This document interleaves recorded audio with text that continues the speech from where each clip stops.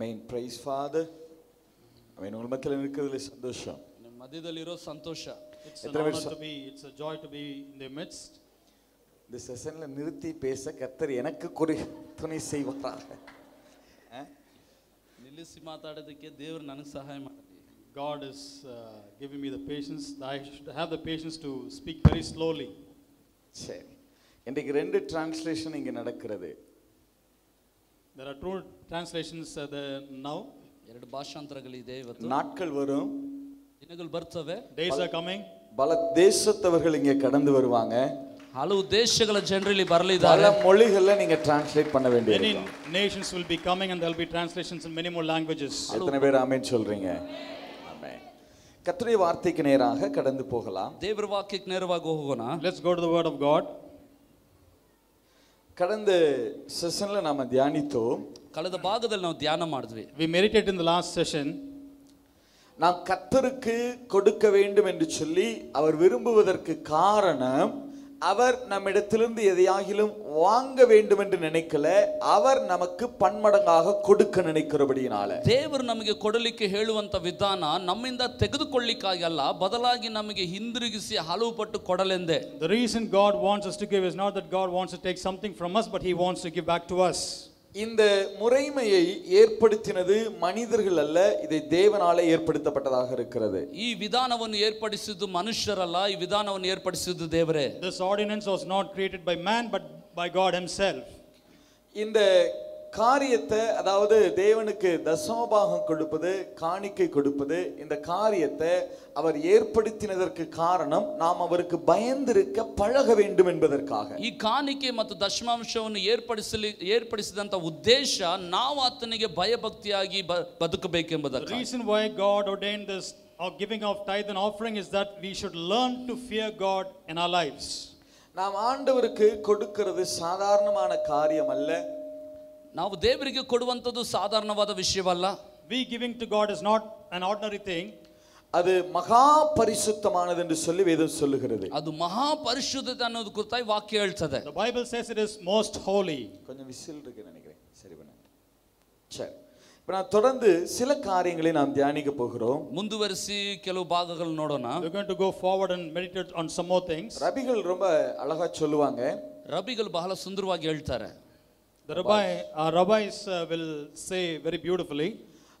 ரெண்டு காரியங்களை குறித்து சாத்தான் அதிகமாக சர்ச்சைகளை கிளப்புவான். ಎರಡು ವಿಷಯಗಳ ಕುರಿತು ಸೈತಾನ್ ಯಾವಾಗಲೂ ಚರ್ಚೆಗಳನ್ನು ಉಂಟು ಮಾಡ್ತಾನೆ. The devil will try to raise up controversies on two important issues. இது நான் இங்க சொல்லல, உலக அளவிலேயே இப்படித்தான் சத்துரு செய்து கொண்டிருக்கிறான். ಇದು ಇಲ್ಲಿ ಮಾತ್ರವಲ್ಲ, ಲೋಕಾದ್ಯಂತ ಸೈತಾನ್ ಹೀಗೆ ಮಾಡೋದು. Not just in this place, all over the world this is the tricks of the devil. முதல் காரியம், அந்நிய பாஷை கடுத்த காரியத்துல அவன் ரொம்ப குழப்பத்தை ஏற்படுத்துவான். ಮೊದಲನೇ ವಿಷಯ, ಅನ್ಯ ಭಾಷೆ ವಿಚಾರದಲ್ಲಿ ಹಲವು ಗೊಂದಲಗಳನ್ನು ಉಂಟು ಮಾಡ್ತಾನೆ. First thing, the devil raises up controversies surrounding speaking in tongues. இரண்டாவது, கர்த்தருக்கு கொடுக்கிற காரியத்தை அவன் கரத்தில் எடுக்கிறான். ಎರಡನೇ ವಿಷಯ, ದೇವರಿಗೆ ಕೊಡುವುದರಲ್ಲಿ ಅವನು ತನ್ನ ವಶವಾಗಿ ಇಟ್ಕೊಳ್ತಾನೆ. Secondly, he touches the area of giving unto the Lord. அந்நிய பாஷை குறித்து சர்ச்சைகளை உண்டு பண்ணுகிற போது, ஜனங்கள் அந்நிய பாஷையிலே பேசாத போது அவர்களுடைய ஆவிக்குரிய ஜீவியம் தொய்வடைய ஆரம்பிக்கிறது. ಅನ್ಯ ಭಾಷೆ ಕುರಿತು ಚರ್ಚೆಗಳನ್ನು ಏರ್ಪಡಿಸುವಾಗ, ಅವುಗಳನ್ನು ಮಾತಾಡದೆ ಇಡುವಾಗ ಅವರೊಳಗೆ ಆತ್ಮಿಕ ಒಂದು ನಿರಾಶೆ ಉಂಟಾಗ್ತದೆ. When controversies raise up on behalf of speaking in tongues, people stop speaking in different languages or speaking in tongues, and because of which their spiritual life becomes dull. இரண்டாவது, ஜனங்கள் கொடுக்கிறதை குறித்து அவர்களுக்குள்ளே குழப்பத்தை உண்டு பண்ணுகிற போது, ஜனங்கள் கொடுப்பதை நிறுத்துகிற போது அவர்களும் ஆசீர்வதிக்கப்பட முடியாமற் போகிறது, தேவனுடைய ராஜ்யத்தின் பணியும் நடைபெறாது. ಎರಡನೇದು, ಕೊಡುವ ವಿಚಾರದಲ್ಲಿ ಗೊಂದಲವನ್ನು ಉಂಟು ಮಾಡಿ ಕೊಡದಂತೆ ಅವನು ಹಿಡಿಯುವಾಗ ಆ ವಿಷಯದಲ್ಲಿ ಅವರು ಬೆಳೆಯದಂತೆ ಹೋಗ್ತಾರೆ, ಸಭೆಯ ಬೆಳವಣಿಗೆಗೂ ಅವರು ತಡೆಯಾಗ್ಬಿಡ್ತಾರೆ. When controversies are raised up when it comes to regards to giving, neither are the people being blessed and the church of God is not being built. நீங்க சொல்லுங்க, ரெண்டு காரியத்தை அவன் குழப்பறான் அதிகமா. இதுல நாம் ரொம்ப தெளிவாக இருக்க வேண்டும். என்னென்ன காரியம் சொல்லுங்க பார்க்கலாம். ஒன்று என்னது? அந்நிய பாஷை. Very good, very good. இரண்டாவது என்னது? ಕಾಣಿಕೆ ದಶಮಭಾಗ ಕಾರ್ಯಗಳು. ಈ ಎರಡು ವಿಷಯವನ್ನು ಚೆನ್ನಾಗಿ ತಿಳ್ಕೋಬೇಕು. ಒಂದು ಅನ್ಯ ಭಾಷೆಯ ವಿಚಾರದಲ್ಲಿ, ಇನ್ನೊಂದು ದೇವರಿಗೆ ಕೊಡುವ ವಿಷಯದಲ್ಲಿ. Two things the devil is trying to touch and raise up controversy. One is speaking in tongues, the second one is giving unto the Lord. நீங்க வேணா இன்னைக்கு யூடியூப் போன்ற மீடியாக்களை எடுத்து பாருங்க, இந்த ரெண்டு விஷயத்தை தான் நிறைய குழப்புவாங்க. ನೀವು ಯೂಟ್ಯೂಬ್ ಅಂತ ಅಂತರ್ಜಾಲದಲ್ಲಿ ನೋಡ್ರಿ, ಎರಡು ವಿಚಾರದಲ್ಲಿ ಗೊಂದಲದಲ್ಲಿ ತುಂಬಿರ್ತಾರೆ. You look into the medias, you will say these are the two important issues that there will be controversy surrounding. ஆகையால இதுல நான் தெளிவாக இருக்க வேண்டியது ரொம்ப அவசியம். ಆದ್ರಿಂದ ಇಂಥವುಗಳಲ್ಲಿ ಬಹಳ ಸ್ಪಷ್ಟವಾಗಿ ನಾವು ಇರಬೇಕು. Therefore we must be very clear on these issues. வேதாகம நாட்கள்ல, ಸತ್ಯವೇದ ದಿನಗಳಲ್ಲಿ, during the days of the scripture Bible, யூதர்கள் மூன்று விதமாக கொடுப்பாங்க. ಯಹೂದ್ಯರು ಮೂರು ರೀತಿಯಾಗಿ ಕೊಡ್ತಿದ್ರು. Jews used to give in three different ways. மூன்று விதமா அவர்கள் கொடுத்து வந்தாங்க. ಮೂರು ರೀತಿಯಾಗಿ ಅವರು ಕೊಡ್ತಿದ್ರು. They gave in three different ways. நீங்க சொல்லுங்க, எத்தனை விதமா அவங்க கொடுத்தாங்க?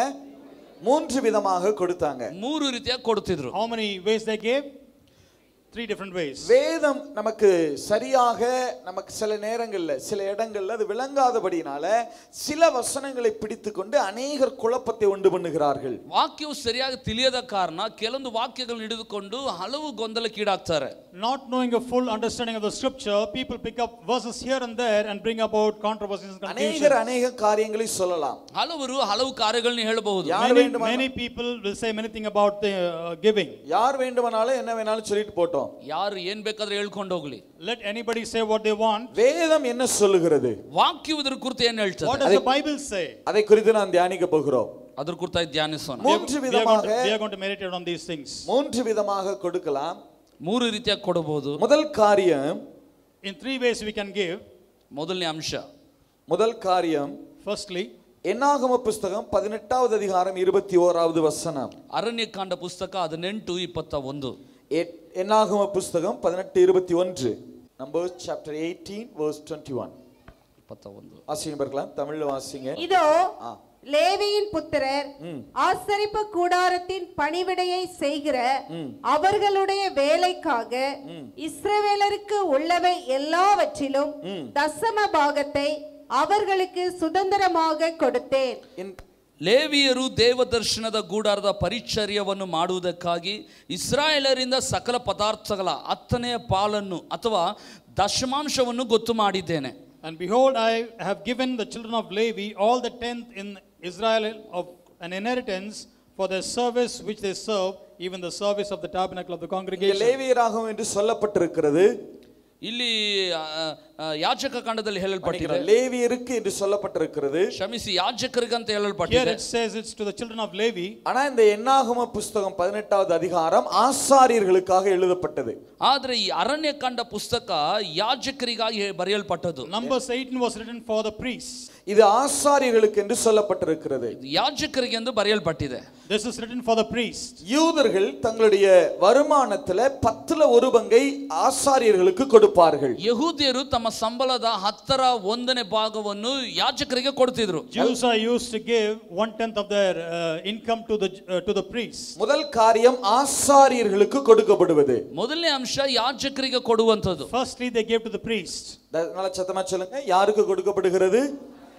ஆசாரியர்களுக்கு கொடுக்கப்படுகிறது. ಯಾಜಕರಿಗೆ ಕೊಡುವಂತದ್ದು. Firstly they gave to the priests.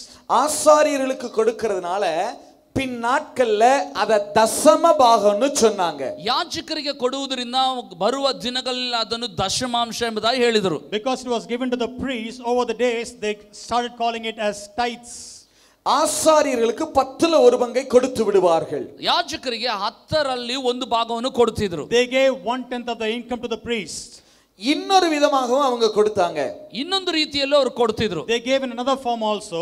உபாகம புஸ்தகம் ಧರ್ಮೋಪದೇಶ ಕಾಂಡ 14வது அதிகாரம் 26வது வசனம். Deuteronomy 14:26. 14:26.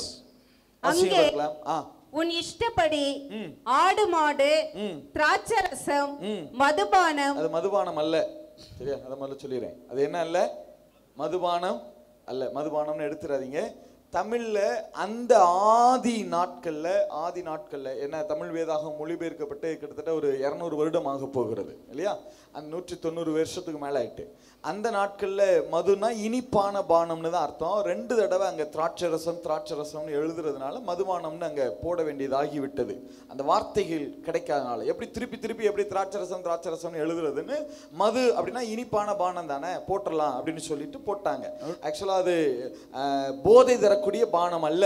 ಅದನ್ನೆಲ್ಲ ನೀವು ವಿಳಂಗಿಕೊಳ್ಳ வேண்டும். 26ನೇ ವಾಕ್ಯದಲ್ಲಿ ಮದ್ಯ ಅಂತ ಬರ್ತದೆ, ಅದರಿಂದ ತಪ್ಪಾಗಿ ಭಾವಿಸ್ಕೋಬಾರ್ದು. ಭಾಷಾಂತರ ತಪ್ಪಾಗಿದೆ. ಅದು ಮದ್ಯ ಅಲ್ಲ, ಸಿಹಿಯಾದ ಒಂದು ಪದಾರ್ಥ. ದ್ರಾಕ್ಷಾರಸ ಅಂತ 2 ಬಾರಿ ಬರಬೇಕು ಅನ್ನೋದ್ರಿಂದ ಅದನ್ನು ಮದ್ಯ ಎಂಬುದಾಗಿ ಸೇರಿಸಿದ್ದಾರೆ. ಅದು ಒಂದು ಸಿಹಿಯಾದ ಒಂದು ಪಾನೀಯ ಅಷ್ಟೇ. In the midst of verse 26 you have the word wine. It's not something that gives you intoxication. In those days wine means just sweet juice or grape juice. வாய்ப்புக்கு இருந்தால் நம்ம பிறகு என்னைக்காவது ஒரு நாள் அதை தியானிக்கலாம். ஏன்னா அங்க வேற இஷ்டப்படின்னு வேற போட்டிருக்காங்க. நீங்க ஏதாவது தவற எடுத்துறப்படாது இல்லையா? ಅವಕಾಶ ಇದ್ರೆ ಒಂದಿನ ನಾವು ನೋಡಬಹುದು. ಇಷ್ಟಾನುಸಾರ ಅಂತ ಬೇರೆ ಇದೆಯಾ, ತಪ್ಪಾಗಿ ಭಾವಿಸಬಾರದು. No, where it says whatsoever your soul lusteth or desires doesn't mean we can do anything. If time permits we can meditate on this on some other day. வாசிங்க பார்க்கலாம். முதலான சகலத்தையும் பணம் கொடுத்து வாங்கி உன் தேவனாகிய கர்த்தருடைய சந்நிதியில் நீயும் உன் குடும்பத்தாரும் உன் வாசல்களில் இருக்கிற லேவியனும் என்று சொல்லப்பட்டிருக்கிறது. ಲೇವಿಯರು ಎಂಬುದಾಗಿ ಹೇಳಲ್ಪಟ್ಟಿದೆ. Here it says Levite. ಲೇವಿಯருக்கு கொடுக்கிறது. ಲೇವಿಯರಿಗೆ ಕೊಡುವಂತದ್ದು, அதாவது உதவி ஊழியர்களுக்கு கொடுக்கிறது ಅಂತ ಹೇಳಿದ್ರೆ ಜೊತೆ ಸೇವಕರಿಗೆ ಕೊಡುವಂತದ್ದು. In verse 27 in English it talks about giving to the Levites who are doing helping ministries. அதாவது உதவி ஊழியத்துல உதவிக்காரர்களாய் இருக்கிறவர்களுக்கு கொடுக்கப்படுவது. ಸೇವೆಯಲ್ಲಿ ಜೊತೆ ಸೇವಕರಾಗಿರೋರಿಗೆ ಕೊಡುವಂತದ್ದು. This is given to those who are helping the ministry. நல்லா கவனிங்க, ಗಮನಿಸ್ರಿ. முதல்ல யாருக்கு கொடுக்கப்பட்டது? சத்தமா சொல்லுங்க பார்க்கலாம். Very good. ஆசாரியர்களுக்கு கொடுக்கப்பட்டது. ಮೊದಲು ಯಾಜಕರಿಗೆ ಕೊಡಲ್ಪಟ್ಟಿತು. Who was given the first portion? The priest. ஆசாரியர்களுக்கு கொடுக்கிறது என்னன்னு சொன்னாங்க? ಯಾಜಕರಿಗೆ ಕೊಡೋದನ್ನ ಏನು ಹೇಳಿದ್ರು? What was the name of the thing that was given to the priest? தசமபாகம்னு சொன்னாங்க. Very good. தசமாம்ச. இப்ப லேவியருக்கும் கொடுக்கறாங்க. அதாவது ஊழியத்துல உதவியா இருக்கிறவங்க, மற்ற ஊழியங்களுக்கு மற்றவங்களுக்கு, அதாவது ஆசாரியர் அல்லாதவர்களுக்கு கொடுக்கிறது. ಈಗ ಲೇವಿಯರಿಗೆ ಅಂತ ಹೇಳಿದ್ರೆ ಯಾಜಕರು ಅಲ್ಲದೆ ಜೊತೆ ಸೇವಕರು ಸೇವೆಗಳಿಗೆ ಕೊಡುವಂತದ್ದು. No, the second form of giving is to those called Levites or people who are helping in ministry, that is people who are not priests but helping in the ministry. ஆசாரியர்கள் இல்லாதவர்களுக்கு கொடுத்ததனால அத பின்னாட்கள்ல காணிக்கைன்னு சொல்ல ஆரம்பிச்சாங்க. ಯಾಜಕರು ಅಲ್ಲದವರಿಗೆ ಕೊಡುತ್ತಿದ್ದರಿಂದ ಕಾಲಕ್ರಮೇಣ ಅದನ್ನು ಕಾಣಿಕೆ ಎಂಬುದಾಗಿ ಹೇಳಲಾಯಿತು. Because this was an offering given but not to the priest, they called it an offering. நல்லா கவனிங்க, ಗಮನಿಸಿ. ஆசாரியர்களுக்கு கொடுக்கப்பட்டது தசம பாகம். ಯಾಜಕರಿಗೆ ಕೊಟ್ಟಿದ್ದು ದಶಮಾಂಶ. What was given to the priest is tithes. லேவியருக்கு கொடுக்கப்பட்டது காணிக்கை. ಲೇವಿಯರಿಗೆ ಕೊಟ್ಟಿದ್ದು ಬಂದ್ಬಿಟ್ಟು ಕಾಣಿಕೆ. What was given to the Levites is called offering. மூன்றாவதாய் ஒரு காரியத்தை கொடுத்தாங்க. ಮೂರನೇದಾಗಿ ಒಂದು ಕಾರ್ಯ ಕೊಟ್ಟರು. உபாகம புத்தகம். They gave in a third form. உபாகம புத்தகம் ಧರ್ಮೋಪದೇಶ ಕಾಂಡ Deuteronomy 26:12. 26ರಲ್ಲಿ 12. 26:12. தசம பாகம் செலுத்தும் வருஷமாகிய, அது எல்லா இடத்துலயும் தசம பாகம்னு தான் சொல்லி இருக்கும். எல்லா ಕಡೆ ದಶಮಾಂಶ ಅಂತಾನೆ ಹೇಳಿರ್ತದೆ. ஆனா பின் நாட்கள்ல அந்த வார்த்தையினுடைய காரியங்கள் அர்த்தங்கள் குழப்பறதுனால பின் நாட்கள் அதை மாற்றி கொண்டாங்க. ಕಾಲಕ್ರಮೇಣ ಅದು ಗೊಂದಲಕ್ಕೀಡಾಗೋದ್ರಿಂದ ಬದಲಾಯಿಸಿಬಿಟ್ರು. In all these places it says tithes, but over the period of time to avoid confusion they have changed the word. வாசிங்க பார்க்கலாம்.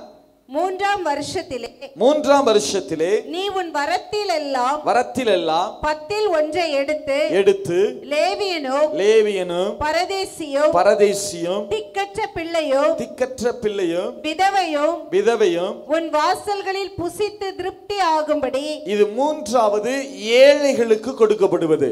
ಇದು ಮೂರನೇದಾಗಿ ಬಡವರಿಗೆಂದು ಕೊಡುವಂತದ್ದು. The third one is things that are given to the poor. மூன்றாவதாக ஏழைகளுக்கு கொடுக்கப்படுவது. ಮೂರನೇದು ಬಡವರಿಗೆ ಕೊಡುವಂತದ್ದು. The third one is giving to the poor. ஏழைகளுக்கு கொடுத்ததனால அத தர்ம பணம்னு சொல்ல ஆரம்பித்தார்கள். ಬಡವರಿಗೆ ಕೊಡೋದ್ರಿಂದ ಅದನ್ನು ಧರ್ಮ ಕೊಡುವಂತದ್ದು ಅಂತ ಹೇಳಲಾಯಿತು. Because it was given to the poor, it was called charity. மீண்டும் ஒரு விஷயம் ஆரம்பத்துல சொல்றேன், ಮತ್ತೆ ಹೇಳ್ತೇನೆ. ஆசாரியர்களுக்கு கொடுக்கப்பட்டது தசம பாகம். ಯಾಜಕರಿಗೆ ಕೊಟ್ಟಿದ್ದು ದಶಮಾಂಶ. What was given to the priest is called tithes. லேவியருக்கு கொடுக்கப்பட்டது காணிக்கை. ಲೇವಿಯರಿಗೆ ಕೊಟ್ಟಿದ್ದು ಕಾಣಿಕೆ. What was given to the Levites is called offering. ஏழைகளுக்கு கொடுக்கப்பட்டது தர்ம பணம். ಬಡವರಿಗೆ ಕೊಟ್ಟಿದ್ದು ಧರ್ಮದಹನ. What was given to the poor is called charity or helping money. இந்த அடிப்படை காரியத்தை அநேகர் விளங்கிக் கொள்ளல. ಈ ಅಡಿಪಾಯವಾದ ಕಾರ್ಯಗಳನ್ನು ಅನೇಕರು ಅರ್ಥ ಮಾಡ್ಕೊಳ್ಳಿಲ್ಲ. This basic truth many of us have not understood. நீங்க திருப்பி சொல்லுங்க பார்க்கலாம். ಮತ್ತೆ ಹೇಳಿ ನೋಡೋಣ. Please repeat it after me. முதல்ல யாருக்கு கொடுக்கப்பட்டது? Very good very good. அத என்னன்னு சொல்றோம்? ಮೊದಲು ಯಾರಿಗೆ ಕೊಟ್ಟಿದ್ದು? ಯಾಜಕರಿಗೆ. ಅದನ್ನು ಏನು ಹೇಳ್ತೇವೆ? ದಶಮಾಂಶ. What was the first form of given? And to whom it was given? The priest. இரண்டாவதா யாருக்கு கொடுக்கப்பட்டது சொல்லுங்க பார்க்கலாம். லேவியருக்கு கொடுக்கப்பட்டது. அத என்னன்னு சொன்னாங்க? காணிக்கைன்னு சொன்னாங்க. ಎರಡನೇದು ಯಾರಿಗೆ ಕೊಟ್ಟಿದ್ದು? ಲೇವಿಯರಿಗೆ. ಅದಕ್ಕೆ ಹೆಸರೇನು? ಕಾಣಿಕೆ. The second one was given to the Levites and it was called offering. மூன்றாவது யாருக்கு கொடுக்கப்பட்டது சொல்லுங்க பார்க்கலாம். ஏழைகளுக்கு. அத என்னன்னு சொல்ல ஆரம்பித்தாங்க? தர்ம பணம்னு சொல்ல ஆரம்பித்தாங்க. ಮೂರನೇದು ಯಾರಿಗೆ ಕೊಡಲ್ಪಟ್ಟಿದ್ದು? ಬಡವರಿಗೆ. ಅದಕ್ಕೆ ಹೆಸರು ಬಂದ್ಬಿಟ್ಟು ಧರ್ಮಹನ ಎಂಬುದಾಗಿ. The third one was given to the poor and it was called charity or helping money. இதை அநேகர் இந்த பிரிவை விளங்கிக் கொள்ளாம இந்த வசனங்களை மாற்றி மாற்றி எடுத்து போட்டு குழப்பறாங்க. ಹಲವರು ಇದನ್ನು ಸರಿಯಾಗಿ ಅರ್ಥ ಮಾಡಿಕೊಳ್ಳದ ಕಾರಣ ಒಂದಕ್ಕೊಂದು ಬದಲಾಯಿಸಿ ಗೊಂದಲ ಮಾಡಿಕೊಳ್ತಾರೆ. Not having a right understanding of these scriptures, they have interchanged the scripture and brought about confusion. நல்லா கவனிங்க. ಗಮನಿಸ್ರಿ. தசம பாகம் என்பது வேறு. ದಶಮಾಂಶ ಅನ್ನೋದೇ ಬೇರೆ. Listen carefully. Tithes is different. காணிக்கை என்பது வேறு. ಕಾಣಿಕೆ ಅನ್ನೋದೇ ಬೇರೆ. Offering is different. தர்ம பணம் என்பது வேறு. ಧರ್ಮಹನ ಅನ್ನೋದೇ ಬೇರೆ. Helping money is different. நான் மீண்டுமாய் உங்களுக்கு இன்னும் கூட கொஞ்சம் தெளிவாய் சொல்லுகிறேன். ಇನ್ನು ಸ್ಪಷ್ಟವಾಗಿ ನಿಮಗೆ ಹೇಳ್ತೇನೆ. I want to specify it more clearly. நல்லா கவனிங்க. ಗಮನಿಸ್ರಿ. Listen carefully. ஏன்னா இந்த வசனங்களை எல்லா இடத்துலயும் வாசிக்கிறப்ப தசம பாகம்னு தான் இருக்கும். ಈ ವಾಕ್ಯ ಎಲ್ಲಾ ಕಡೆಯಲ್ಲಿ ಓದೋದ್ರಿಂದ ಇದು ದಶಮಾಂಶ ಅಂತ When you ಇರ್ತದೆ. read these verses, you have this word tithes reoccurring in all these scriptures. நல்லா கவனிங்க. ಗಮನಿಸ್ರಿ. இப்ப தசம பாகம் கொடுக்க வேண்டும் என்று சொன்னால் ಈಗ ದಶಮಾಂಶ ಕೊಡಬೇಕಂದ್ರೆ If you want to give tithes, 100 ரூபாய் இருக்குன்னு வெச்சுக்கிறங்க. அதுல தசம பாகம் எவ்வளவு? 10 ரூபாய். 100 ರೂಪಾಯಿ ಇದೆ ಅಂತ ಹೇಳಿದ್ರೆ ಅದರಲ್ಲಿ ದಶಮಾಂಶ ಎಷ್ಟು? 10 ರೂಪಾಯಿ. Let's say you have 100 rupees. What is that tenth of it? 10 rupees. முதல்ல அந்த 10ல ஒரு பங்கை எடுத்து ஆசாரியர்களுக்கு கொடுத்து விடுவாங்க. ಮೊದಲು 10ನೇಲಿ 1ನೇ ಭಾಗ ತೆಗೆದು ಯಾಜಕರಿಗೆ ಕೊಟ್ಟು ಬಿಡ್ತಾರೆ. They take the 10th part or 10 rupees and give it to the priest. அதனால 10ல ஒரு பங்கு கொடுக்கிறதுனால அது தசம பாகம் என்று சொல்லப்பட்டது. தசமம்னா 10ன்னு அர்த்தம். 10ರಲ್ಲಿ ಒಂದು ಭಾಗ ಕೊಡೋದ್ರಿಂದ ಅದು ದಶಮಾಂಶ. ದಶ ಅಂತ ಹೇಳಿದ್ರೆ 10. Because it was 10th part of tithes, it was called tithes. கண்டிப்பா எல்லா வரத்திலும் ஆசாரியர்களுக்கு கொடுத்து விடுவாங்க. அதுல எந்த மாற்றமும் இருக்காது. ಖಂಡಿತವಾಗಿ ಎಲ್ಲದರಲ್ಲೂ 10ನೇ ಒಂದು ಭಾಗ ಯಾಜಕರಿಗೆ ಕೊಡ್ತಿದ್ರು. ಅದರಲ್ಲಿ ಯಾವುದೇ ಬದಲಾವಣೆ ಇಲ್ಲ. Without any difference, they gave a tithe or tenth of all that they had. ஒவ்வொரு வருஷமும் அதை கொடுத்து விடுவாங்க. ಪ್ರತಿ ವರ್ಷವೂ ಇದನ್ನು ಕೊಡುತ್ತಿದ್ರು. Every year they used to give. மாதம் வருமானம் இருக்கிறவங்க அதை கொடுத்து விடுவாங்க. ತಿಂಗಳು ಆದಾಯ ಇರೋರು ಕೊಡುತ್ತಿದ್ರು. People who had monthly income also they gave. சிலர் வாரங்கள்ல வருமானம் இருக்கிறவர்களும் அதை கரெக்ட்டா கொடுத்துருவாங்க. ವಾರಕ್ಕೆ ಆದಾಯ ಇರೋರು ಅದನ್ನು ಸರಿಯಾಗಿ ಕೊಡುತ್ತಿದ್ರು. Some who had weekly income also gave them. நாள் கணக்குல வருமானம் இருக்கிறவங்க அதை கொடுத்து விடுவாங்க. ದಿನದ ಆದಾಯ ಇರೋರು ಕೂಡ ಅದನ್ನು ಸರಿಯಾಗಿ ಕೊಡುತ್ತಿದ್ರು. Some people who had a daily income also gave. அது எந்த மாற்றமும் இருக்க கூடாது. ಅದರಲ್ಲಿ ಯಾವುದೇ ಬದಲಾವಣೆ ಇರಬಾರದು. There's no change about it. அது தசம பாகம். ಅದು ದಶಮಾಂಶ. That is called tithe. அடுத்து என்ன செய்வாங்கன்னா ನಂತರ ಏನ್ ಮಾಡ್ತಿದ್ರು? What will they do next? இன்னொரு 10 ரூபாயை எடுப்பாங்க. ಇನ್ನೊಂದು 10 ರೂಪಾಯಿ ತೆಗಿತಾರೆ. They'll take another 10 rupees. இந்த 10 ரூபாயை எடுத்து ಈ 10 ರೂಪಾಯಿ ತೆಗೆದು they'll take this 10 rupees. தன்னுடைய குடும்பத்தோடு அவங்க அதை புசிப்பாங்க. தன்னுடைய குடும்பத்துக்கு நெருக்கமாக இருக்கிற ஊழியர்களை அழைத்து ட்ரீட் பண்றது, ஊழியர்களுக்கு ஹெல்ப் பண்றது, இந்த மாதிரி செய்வாங்க. ஆனா நல்ல விளங்கிக்கிறங்க. ஆனா இப்படி செய்கிற போது இவங்களும் அதுல புசிக்கிறதுனால நாளடைவில் இதை எப்படி தசம வாங்கன்னு சொல்றது? நான் 10 ரூபாய் எடுக்கிறேன், என் குடும்பமும் புசிக்குது, பாஸ்டர் குடும்பமும் புசிக்குது, அப்ப நானும் அதுல புசிக்கிறேனே, இது எப்படி நான் 10ல ஒரு பங்கு அவருக்கு எப்படி கொடுக்கறேன்னு எப்படி சொல்ல முடியும்? நான் 8 ரூபாய் புசிக்கிறேன், அவர் எவ்வளவுதான் புசிக்கிறாரு? 2 தானே சாப்பிடுறாரு, இதை எப்படி தசம பாகம்னு சொல்றது அப்படின்னு சொல்லிதான் இதை வித்தியாசப்படுத்தி காட்டுறதுக்காக பின்னாட்கள்ல காணிக்கைன்னு சொல்ல ஆரம்பிச்சிட்டாங்க. ನೋಡ್ರಿ, 2ನೇ ಭಾಗ ಬಂದ್ಬಿಟ್ಟು ತಮ್ಮ ಕುಟುಂಬದ ಸಮೀಪ ಬಂಧುಗಳು ಬೋಧಕರಾಗಿರುವಾಗ ಅವರಿಗೆ ಕೊಡುವಾಗ ಅದರಲ್ಲಿ ಇವರು ಸಹ ಭೋಜನ ಸೇವಿಸೋದನ್ನ ನಾವು ಇದರಲ್ಲಿ ಸೇವಿಸ್ತೇವೆ, ಇದೇಗೆ ದಶಮಾಂಶ ಆಗ್ತದೆ ಅಂತ ಹೇಳಿ ಕಾಲಕ್ರಮೇಣ ಅದನ್ನು ಕಾಣಿಕೆ ಎಂಬುದಾಗಿ ಹೇಳ್ಬಿಟ್ರು. They took the second 10 rupees and they started sharing with the fellow ministers, and because they were eating together they wanted to call it as tithes, and they said let's make it a different name, and they called it offering. நல்லா கவனிங்க, தசம பாகம் என்பது முழுமையாக 10ல 1 பங்கு ஆசாரியர் கொடுத்துறாங்க. ಚೆನ್ನಾಗಿ ಅರ್ಥ ಮಾಡ್ಕೊಳ್ಳ್ರಿ, ದಶಮಾಂಶ ಅಂತ ಹೇಳಿದ್ರೆ 10ರಲ್ಲಿ 1 ಭಾಗ ಪೂರ್ತಿಯಾಗಿ ಯಾಜಕರಿಗೆ ಹೋಗ್ತದೆ. Listen very carefully. Tithes or 10th part is taking the whole 10th part and giving to the priest. ரெண்டாவது என்ன செய்றாங்க, உதவி ஊழியர்கள் லேவியர்கள் இருக்காங்க இல்லையா, அவங்களுக்கு அழைத்து ஏதாவது ஆகாரம் கொடுக்கறாங்க, ஆடை வாங்கி கொடுக்கறாங்க, வேற ஏதோ சப்போர்ட் பண்றாங்க அப்படினா அத தசம பாகம்னு சொல்ல முடியாது என்பதற்காக, என்ன 10ல 1 பங்கு செலவழிக்கிறது கிடையாது இல்லையா, ஆகையினால அத காணிக்கைன்னு சொல்ல ஆரம்பித்து விட்டார்கள். ಎರಡನೇ ಹಂತ ಬಂದ್ಬಿಟ್ಟು ಜೊತೆ ಸೇವಕರಿಗೂ ಅಥವಾ ಲೇವಿಯರಿಗೂ ಅವರಿಗೆ ಕುರಿದನಗಳು ಏನೋ ಕೊಡೋದ್ರಿಂದ ಅದು ದಶಮಾಂಶ ಅಲ್ಲದೆ ಇರುವುದರಿಂದ ಅದನ್ನು ಕಾಣಿಕೆ ಎಂಬುದಾಗಿ ಹೇಳಲಾಯಿತು. Secondly, they called the Levites and started to help them either by food or sharing food or buying clothes, and because they didn't give the whole 10, they called it offering. சில நேரங்களில் இவங்க என்ன செய்வாங்க, ಕೆಲವು ಬಾರಿ ಏನು ಮಾಡ್ತಾರೆ, sometimes what they do is லேவியர்களை அதாவது உதவி ஊழியர்களை அழைக்காம ಈ ಲೇವಿಯರನ್ನು ಜೊತೆ ಸೇವಕರನ್ನು ಕರೆಯದೆ, instead of calling those who are in helping ministries, தங்களை சுற்றி இருக்கிற ஏழைகளை அழைத்து அவங்களுக்கு உதவி செய்வாங்க. ತಮ್ಮ ಸುತ್ತಲಿರತಕ್ಕ ಬಡವರನ್ನು ಕರೆದು ಅವರಿಗೆ ದಾನ ಮಾಡ್ತಿದ್ರು. they called the poor people around them and they started helping them. அதனால அது தர்ம பணம்னு சொல்ல ஆரம்பித்து விட்டார்கள். ಆದ್ದರಿಂದ ಇದನ್ನು ಧರ್ಮ ಹಣ ಎಂಬುದಾಗಿ ಹೇಳ್ತಿದ್ರು. they started calling it as helping money. இந்த மூன்றுக்கும் உரிய வித்தியாசத்தை விளங்கிக் கொள்ள வேண்டும். ಈ ಮೂರಕ್ಕಿರುವ ವ್ಯತ್ಯಾಸ ತಿಳ್ಕೊಳ್ಳಬೇಕು. we need to understand the difference between these three. நான் உங்களுக்கு ஓரளவுக்கு அது விளங்கி இருக்குன்னு நினைக்கிறேன். ಒಂದರಷ್ಟು ತಿಳಿದಿರಬೇಕಂತ I hope you would understood to some level. நான் திரும்பவும் சொல்லுகிறேன், ಮತ್ತೆ ಹೇಳ್ತೇನೆ, I'm saying it again. ஆசாரியர்களுக்கு 10ல 1 பங்கு கொடுக்கப்பட்டு விடும். ಯಾಜಕರಿಗೆ 10ರಲ್ಲಿ 1 ಭಾಗ ಕೊಡೋಣವಾಗ್ತದೆ. the priest will receive a 10th portion, 1/10 of what he gets. அதுல எந்த மாற்றமும் இருக்காது. ಅದರಲ್ಲಿ ಯಾವುದೇ ಬದಲಾವಣೆ ಇಲ್ಲ. There's no change in it. அடுத்து தங்களுடைய வருமானத்துல எடுத்து லேவியருக்கோ ஏழைகளுக்கோ மாற்றி மாற்றி மாற்றி மாற்றி செய்ய ஆரம்பிப்பார்கள். ஒவ்வொரு 3 வருஷமும் ஒரு வருஷம் லேவியருக்கு, ஒரு வருஷம் ஏழைகளுக்கு, ஒரு வருஷம் லேவியருக்கு, ஒரு வருஷம் ஏழைகளுக்கு மாற்றி மாற்றி கொடுப்பாங்க. ஆனா கண்டிப்பா தசம பாகம் கொடுத்தாக வேண்டும் ஒவ்வொரு வருஷமும். ನಂತರವಾಗಿ ಲೇವಿಯರಿಗೂ ಬಡವರಿಗೂ ಬದಲಾಯಿಸಿ ಕೊಡ್ತಾರೆ. ಆದ್ರೆ ದಶಮಾಂಶ ಅನ್ನೋದು ಖಂಡಿತವಾಗ್ಲೂ ಯಾಜಕನಿಗೆ ಸೇರಬೇಕು. They say the second 10th portion give it to the Levites at one time and the poor next time. They interchange it over the years, but the 10th portion or the first 10th will be given to the priest. இப்போ உங்களுக்கு ஓரளவு விளங்கி இருக்குன்னு நினைக்கிறேன். ನಿಮಗೆ ಈಗ ತಿಳಿದಿರಬೇಕು, ஆசாரியர்களுக்கு கொடுக்கப்படுவது தசம பாகம், ಯಾಜಕರಿಗೆ ಕೊಡುವಂತದ್ದು ದಶಮಾಂಶ. what is given to the priest is tithes. அது 10ல 1 பங்கு, ಅದು 10ರಲ್ಲಿ 1 ಭಾಗ. It's 1/10 of their income. லேவியருக்கு கொடுக்கப்படுவது உங்கள் மன விருப்பத்தின்படி கொடுக்கலாம். ಲೇವಿಯರಿಗೆ ಕೊಡುವಂತದ್ದು ನಿಮ್ಮ ಇಷ್ಟಾನುಸಾರವಾಗಿ ಕೊಡಬಹುದು. what you give to the Levites is your own willing offering.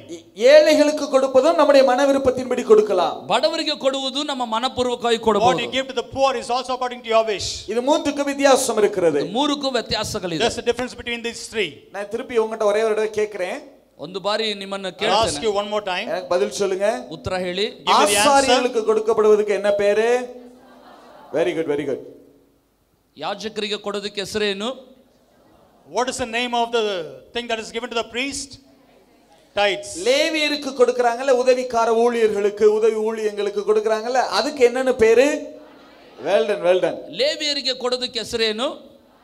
what is the name of the thing that is given to the Levites and the other helping ministries? offering. மூன்றாவது ஏழைகளுக்கு share பண்றாங்கல, அதுக்கு என்னன்னு பேரு? தர்ம பணம் என்று பேரு. well done. ಬಡವರಿಗೆ ಹಂಚುತ್ತಾರಲ್ಲ, ಅದಕ್ಕೆ ಹೆಸರೇನು? what is the name of the money that is given to the poor? charity or helping money. இப்ப விளங்கினவர்கள் மட்டும் விளங்கினது தக்கதா ஒரு ஆமென் சொல்லுங்க பார்க்கலாம். ஹalleluya. இந்த வித்தியாசத்தை விளங்கிக் கொள்ள வேண்டும். ಈ ವ್ಯತ್ಯಾಸವನ್ನು ತಿಳ್ಕೊಳ್ಳಬೇಕು. you need to understand the difference. வசனத்தை பற்றி இந்த தசம பாகத்தை பத்தி குழப்பறவங்க என்ன எடுக்கறாங்கன்னா, ದಶಮಾಂಶ ಬಗ್ಗೆ ಗೊಂದಲ ಉಂಟು ಮಾಡೋರು ಏನು ತೆಗಿತಾರೆ? Those who confuse about tithes, they take this. இந்த வசனங்களை பேசுறவங்க குழப்புறவங்க வசனங்களை அங்கும் இங்கும் எடுக்கறாங்க. யாரும் அதை திருஷ்டாந்தமாய் பேசி நான் இதுவரைக்கும் பார்த்தது கிடையாது. ಈ ವಾಕ್ಯವನ್ನು ಅಲ್ಲಿಂದ ಇಲ್ಲಿಂದ ತೆಗೆದು ಹೇಳ್ತಾರೆ ಹೊರತು ಈ ರೀತಿಯ ದೃಷ್ಟಾಂತವಾಗಿ ಹೇಳೋದನ್ನ ನೋಡಲಿಲ್ಲ. They pick up the verses randomly and confuse people instead of systematically teaching them. நல்லா கவனிங்க, நான் எல்லாரையும் சொல்லல, இந்த இந்த தசமபாகத்தை பற்றி குழப்புகிறவர்களை தான் நான் சொல்கிறேன். ಎಲ್ಲರೂ ಕುರಿತಾಗಿ ಹೇಳ್ತಿಲ್ಲ, ದಶಮಾಂಶದ ಕುರಿತು ಗೊಂದಲ ಹುಟ್ಟಿಸುವವರು. I'm not generally talking, I'm talking about people who pick up verses randomly and talk about tithes. நீங்க அதை நல்லா விளங்கிக்கொள்ளணும். ನೀವು ಚೆನ್ನಾಗಿ ಅರ್ಥ ಮಾಡ್ಕೋಬೇಕು. You need to understand this. இது மூன்றுக்கு வித்தியாசம் இருக்கு. ಮೂರುಗಳಿಗೂ ವ್ಯತ್ಯಾಸ ಇದೆ. There's a difference between these three. சிலர் தசமபாகத்தை எடுத்து காணிக்கை அனுப்புகிறார்கள். ಕೆಲವೊಬ್ಬರು ದಶಮಾಂಶ ತೆಗೆದು ಕಾಣಿಕೆಯ ಕಳುಹಿಸುತ್ತಾರೆ. Some take the tithes and send it as an offering. அது தவறு. ಅದು ತಪ್ಪಾದ. It is wrong. ஆசாரியர்களுக்கு கொடுக்க வேண்டிய தசமபாகத்தை எடுத்து தர்ம பணம் அனுப்புகிறார்கள். ಯಾಜಕರಿಗೆ ಕೊಡಬೇಕಾದುದನ್ನ ತೆಗೆದು ಬಡವರಿಗೆ ಧರ್ಮ ಹಣವಾಗಿ ಕಳುಹಿಸುತ್ತಾರೆ. Some take the tithes and send it as an offering to help ministries. அது தவறானது. ಅದು ತಪ್ಪಾದದು. It's very wrong. தசமபாகம் ஆசாரியருக்கு உரியது. ದಶಮಾಂಶ ಯಾಜಕರಿಗೆ ಸೀಮಿತ. Tithes belong to the priests. நான் யாருக்கு பிரதர் அப்ப தசமபாகம் கொடுக்கிறது ಅಂತ ಹೇಳಿದ್ರೆ ಯಾರಿಗೆ ಬ್ರದರ್ ನಾನು ದಶಮಾಂಶ ಕೊಡಬೇಕು? Brother, to whom shall I give my tithes? ஆதியாகம புத்தகம் ಆದಿಕಾಂಡ ಪುಸ್ತಕ 14வது அதிகாரம் Genesis 14 18-20. 14-18. ஆதியாகம புத்தகம் 14ல 18 18 and 20. Genesis 20. Genesis chapter 14 verse 18 and 20. அன்றியும் உன்னதமான தேவனுடைய ஆசாரியனாய் இருந்த சாலேமின் ராஜாவாகிய மெல்கிசேதேக்கு அப்பமும் திராட்சரசமும் கொண்டு வந்து உன் சத்துருக்களை உன் கையில் ஒப்பு கொடுத்த உன்னதமான தேவனுக்கு ஸ்தோத்திரம் என்று சொன்னான். இவனுக்கு ஆபிராம் எல்லாவற்றிலும் தசம பாகம் கொடுத்தான். போதும். Thank you. ಆದಿಕಾಂಡ 14-18-19. ಸಾಲೆಮಿನ ಅರಸನಾದ ಮೆಲ್ಕಿಜೆದೆಕನು ಸಹ ಬಂದು ರೊಟ್ಟಿಯನ್ನು ದ್ರಾಕ್ಷಾರಸವನ್ನು ಕೊಟ್ಟನು. ಇವನು ಪರಾತ್ಮರನಾದ ದೇವರ ಯಾಜಕನಾಗಿದ್ದು ಅಬ್ರಹಾಮನನ್ನು ಆಶೀರ್ವದಿಸಿ ಭೂಮಿ ಆಕಾಶಗಳು ನಿರ್ಮಾಣ ಮಾಡಿದ ಪರಾತ್ಮರನಾದ ದೇವರ ಆಶೀರ್ವಾದ ಅಬ್ರಹಾಮನಿಗೆ ಆಗಲಿ. ಪರಾತ್ಮರನಾದ ದೇವರು ನಿನ್ನ ಶತ್ರುಗಳು ನಿನ್ನ ಕೈಗೆ ಒಪ್ಪಿಸಿದ್ದಕ್ಕಾಗಿ ಆತನಿಗೆ ಸ್ತೋತ್ರ ಎಂದು ಹೇಳಿದನು.